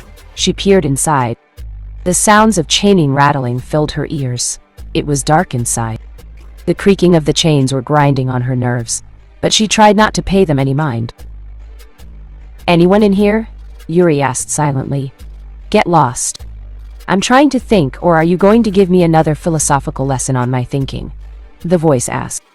Yuri blinked before the voice finally registered to her. Her eyes lit up as she looked into the cell. "Sasuke-san," Yuri said excitedly. The voice didn't speak for a moment. Sasuke stared up at the cell doors, and the look that was being given to him almost forced a smile on his face. Only one person could have eyes that playful besides Naruto. "Yuri?" Sasuke asked. He watched the figure's head nod repeatedly. So many questions went through Sasuke's head as he heard the lock break. The door bursted open as Yuri stepped inside. "Nai-chan was right. All of you really are here," Yuri said. Sasuke raised an eyebrow for a moment before shaking his head. "You talked to the loser." "What did he say?" Sasuke asked as Yuri quickly got to work on Sasuke's braces. "He sent one of Kushina's summons to me. They have some plan in motion. I escaped my cell for a few moments to try and find Nai-chan. I guess I found you instead," Yuri said while she working on the locks of Sasuke's hands. "Naruto's down here?" Sasuke asked rather urgently. The sound of the locks being worked over stopped. Sasuke turned his head and deadpanned upon seeing Yuri's face. Down? I went down," Yuri asked. Sasuke sighed, and if he had free reign over his hands, then he would have smacked the Uzumaki over the head. He just settled for nodding his head while Yuri went back to working on the shackles. As she worked, Sasuke asked her how she had gotten here, to which she recalled the same story she told Naruto and Kushina. Sasuke narrowed his eyes as Yuri spoke. "So the Hokage's personal assistant and a jonin named Ebisu were here also. Nei-chan also told me that this place has floors. I guess I took a wrong turn somewhere. We've only been blindfolded when traveling. I guess this place is more complex than I thought," Yuri said, making Sasuke snort. He just slowly nodded before a heavy clanking could be heard. Sasuke looked down and noticed the chains from his arms on the ground. Groaning, Sasuke stretched his arms. He heard the cracking of stiff joints before his legs were freed as well. Flipping down, Sasuke stood on the ground. "Nice work, Yuri," Sasuke praised. Yuri nodded as she watched Sasuke move about the room. "They took my sword. Alright, Yuri, go back up if you can and find the loser and Kushina-san. I'll go find the others. Be prepared. Once they know I'm gone, they will alert this place, then we'll both be in danger. Try not to get caught," Sasuke said. Yuri swiftly nodded before giving Sasuke a swift hug. Sasuke earned a small glare at her. "Don't glare at me, jerk. I'm happy you're all right. I get one," Yuri demanded before she stuck out her tongue, headed for the door, and then left. Sasuke watched her disappear into the halls before he turned in the opposite direction. He looked back at his room for a moment before narrowing his eyes. Sasuke quickly exited his prison cell and ran off through the halls. His Sharingan active, Sasuke moved through the halls. It was dark, but he could roughly see through the walls. Numerous chakra signatures littered the tunnels. Sasuke was actually surprised that so many had been around, but the Uchiha knew he had to be cautious, if only because this group had some way of masking their chakra completely, so they wouldn't show up for Sasuke. Another thing that surprised Sasuke was the fact that so many chakra signatures were from Genin, Chunin, Jonin, and even former Ambu-level shinobi. Not just civilians. As Sasuke turned a corner, he looked out from his back. He could hear the sound of footsteps and his vision pointed out someone walking. Sasuke quickly hid in the darkness. As one of the guards came over the corner, Sasuke snatched her from the side, his hand over her mouth. Sasuke's eyes flared red in the darkness. "Where is your weapons storage? Tell me now or I'll take my time frying your insides," Sasuke said with a fierce glare. His captive shivered in place as she turned her head to see the ferocious glare of Sasuke's Sharingan upon her form. "T10th floor," she said. Sasuke closed his eyes for a brief moment. With a sharp snap of her neck, Sasuke left the corner and continued on his way. XL. Guren, Ibiki, Iruka, Shikamaru, and Yura swiftly darted through the trees after Pakun. "You knew that Kakashi-san would try some kind of method to contact us. Why didn't you say anything?" Ibiki asked as Guren continued. Running after Kakashi's summon? Because there is always the possibility that I could be wrong. I didn't want to get your hopes up. Now, let's hurry up. We have no idea what the situation is, and for all we know it could be a trap, Jiren said. Perhaps you would like to seal off the perimeter first, Iruka asked. Jiren placed a finger to her chin as they continued running. I don't think we have that kind of time. Keep your wits about you guys. We're moving in, Jiren said. Team. Jiren swiftly nodded with she and Fujikaze bringing up the rear. With time, the surroundings gave Jiren more and more worry as they were beginning to leave trees which gave way to rough terrain, rock, crevices, and other earthly platforms. Quickly, Jiren stopped to a halt as the others did so as well. Why are we stopping? Yura asked as Jiren looked over the mountain pass. It was sort of obvious now that Jiren knew where they were going. This is Iwagakure's territory, right? If we're caught, then they can hold us for trespassing, Iruka said. Yura stiffened while Shikamaru rubbed the back of his head. But it's without a doubt that Kakashi and perhaps the source of this entire incident is over that range, Ibiki said. Shikamaru took a small walk forward. There were plenty of shadows that they could blend into the background, but so could Iwa Shinobi. They would truly be out of their element if they decided to do this. Troublesome. We're literally between a rock and a hard place. If we go, then we hold the risk of being captured. If we don't go, then we might be condemning our friends to death, Shikamaru said. That didn't serve to make Yura any more comfortable about the situation. A shinobi who doesn't take risks will never become a true shinobi. You would know that from my exam, Nara, Ibiki said. Just remembering the event gave Shikamaru a headache. All I know is some of my family is over there, and an Uzumaki never leaves their family behind, Yura said heatedly. Jiren gave a small smile with a sharp nod, as did the others. Well, said Yura. Let's go put an end to this ordeal, Jiren said as she dropped into the crevice. The others quickly followed her lead into the depths below. As they landed down, Pakun picked up Kakashi's scent. This way. We're not far, Pakun said. Jiren nodded and asked for him to lead them. Pakun did just that, and began to walk with the others behind him. XL. Meanwhile, Yuri huffed as the heat of the tunnels was beginning to get to her. It had been 2 hours since she last freed Sasuke. Now that she thought about it, it must have been nighttime if they hadn't called for everyone to be out of their cells just yet. Yuri was happy. That meant it would give her more time. But as it stood, she didn't want to take any more chances. Looking over the hallways, Yuri found a flight of stairs. She looked up the flight of stairs and gawked. I have to climb all of that. Oh no, Ai-chan, you are so fucking me when I rescue you, Dat Bayan, Yuri said before she swiftly got to her feet. She ran up the flight of dark stairs in a hurry. The stairs began to ascend in a spiral fashion. Yuri didn't relent in her pursuit as she neared the top of the stairs.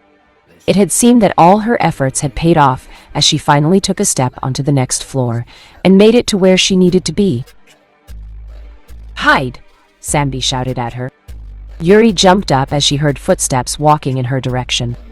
She looked left and right. The hallway was hollow. There was no place she could hide.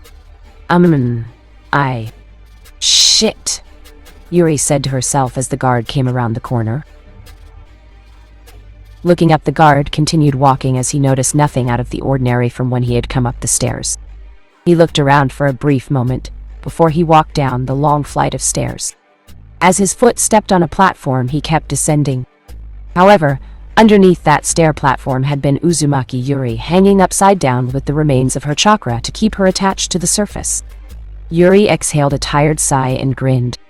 Nice save, Yuri said with a thumbs up to Sandy. The three-tailed Bijou shook his head. Truly, he almost missed Yagura given this girl's denseness. Yuri quickly righted herself and appeared back on the stairs. Quickly appearing back in the hallway, Yuri continued her trek. Thank Kami above that it wasn't long before she came up to a lit cell door. Hi, Kushina-sama. I have contacted Kakashi-san and Yugao-san. Last I saw, one of Kakashi's ninkin was leading team compiled of Goran-san, Yura-san, Abiki Morino, Iruka Omino, and Inara towards this location. Yuri heard someone speak. She widened her eyes. Thank you, Sasori. You may dispel, Kushina said as Sasori bowed and then gently vanished into the air. Yuri could see Naruto tapping his foot on the floor impatiently on the ground, while Kushina held her head in her hands. Overwhelming happiness flourished through Yuri's being. Ni-chan! Yuri exclaimed, forcing Naruto and Kushina to jump. If someone asked Yuri how she felt when Naruto's eyes settled over here, then she would have told them that it was like being there in front of the gates of some form of paradise that brought peace to her spirit. Yuri! Yuri! Yuri! Naruto said as he ran to the door as Yuri ripped the mask she wore off her face and dropped it to the ground. Yuri's face beamed as Naruto's hands caressed her face. The tears that fell down drifted to Naruto's fingertips. Naruto gave the brightest smile he could while Yuri returned it.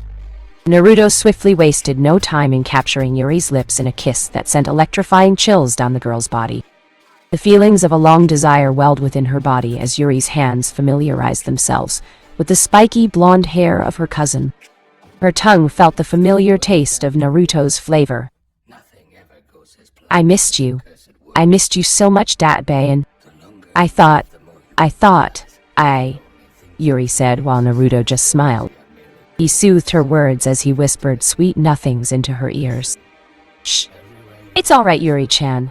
I'm here, Databayo. Naruto said as Yuri slowly nodded. Kami, if only the door separating them wasn't there. As Yuri backed away, Naruto held onto the bars while Kushina walked up. How did you find us, Yuri? Kushina asked. Yuri quickly cleared her throat for the lengthy talk that was about to come. I created a clone and escaped from the floor of my cell. I spent about 3 or 4 hours running around in circles, or through other tunnels. I found Sasu, Yuri exclaimed. Is he all right? Naruto asked. Yuri nodded. A little chakra exhausted, but I gave him a solider pill and got him to escape. As I said, I got lost going up and down floors, but I finally made it here. I think the direction Sasuke was going was to the lower floors. Most likely to get everyone else, Yuri exclaimed. Naruto slowly nodded while Kushina frowned. Still, how could you come up to the door? We tried many times to open it, and it's built harder than anything my understanding can fathom, Kushina said, while Yuri slowly nodded, unsure of where this was going.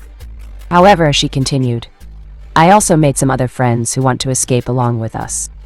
Apparently one of them knows you, Nini-chan, Yuri said, making Naruto raise an eyebrow. Does Fuma, Sasame-san ring a bell to you? Yuri asked. Naruto folded his arms and delved into his memories. It didn't take long before Naruto widened his eyes as he grabbed the bars. Sasame's here. Why? What happened to her clan? Naruto asked rather worriedly. Based on her son's reaction, Kushina had surprised that Naruto knew this person before she had been revived. She told me that her whole clan is here. Apparently many of the clans from various nations around the world were captured or destroyed. Yuri spoke. Naruto frowned as he looked down while Kushina placed a finger to her chin. Yuri, you said you let Sasuke go. Does he have a plan in mind? Kushina asked. Yuri shook her head. I don't know. I left before he could, but he told me to be ready because if they don't know he's gone now, then they are going to know soon enough, and this place is going to be a hive of activity, Yuri said. Naruto and Kushina glanced to each other before Kushina sighed. Listen to me, Yuri. I have a very important mission for you. Tomorrow when the alerts go off, I want you to... Yuri nodded and nodded as Kushina continued to speak instructions. When Kushina finished talking, Yuri gave a final nod. That's a lot to do, but I got it. Okay, I'll be going, Yuri said. Kushina and Naruto nodded, with Naruto giving Yuri one last kiss to the lips as the young redhead shot off into the darkness. Naruto and Kushina watched her go before Kushina turned back to her son. Alright, Sochi, you have probably 7 or 8 hours to teach me as much about Death Sage mode as possible, Kushina said with a small smile on her face. Naruto widened his eyes, while Kushina's smile brightened. Naruto released a tired sigh as Kushina sat on the floor. Naruto followed her. Truthfully, he wished that someone would just come and take him now.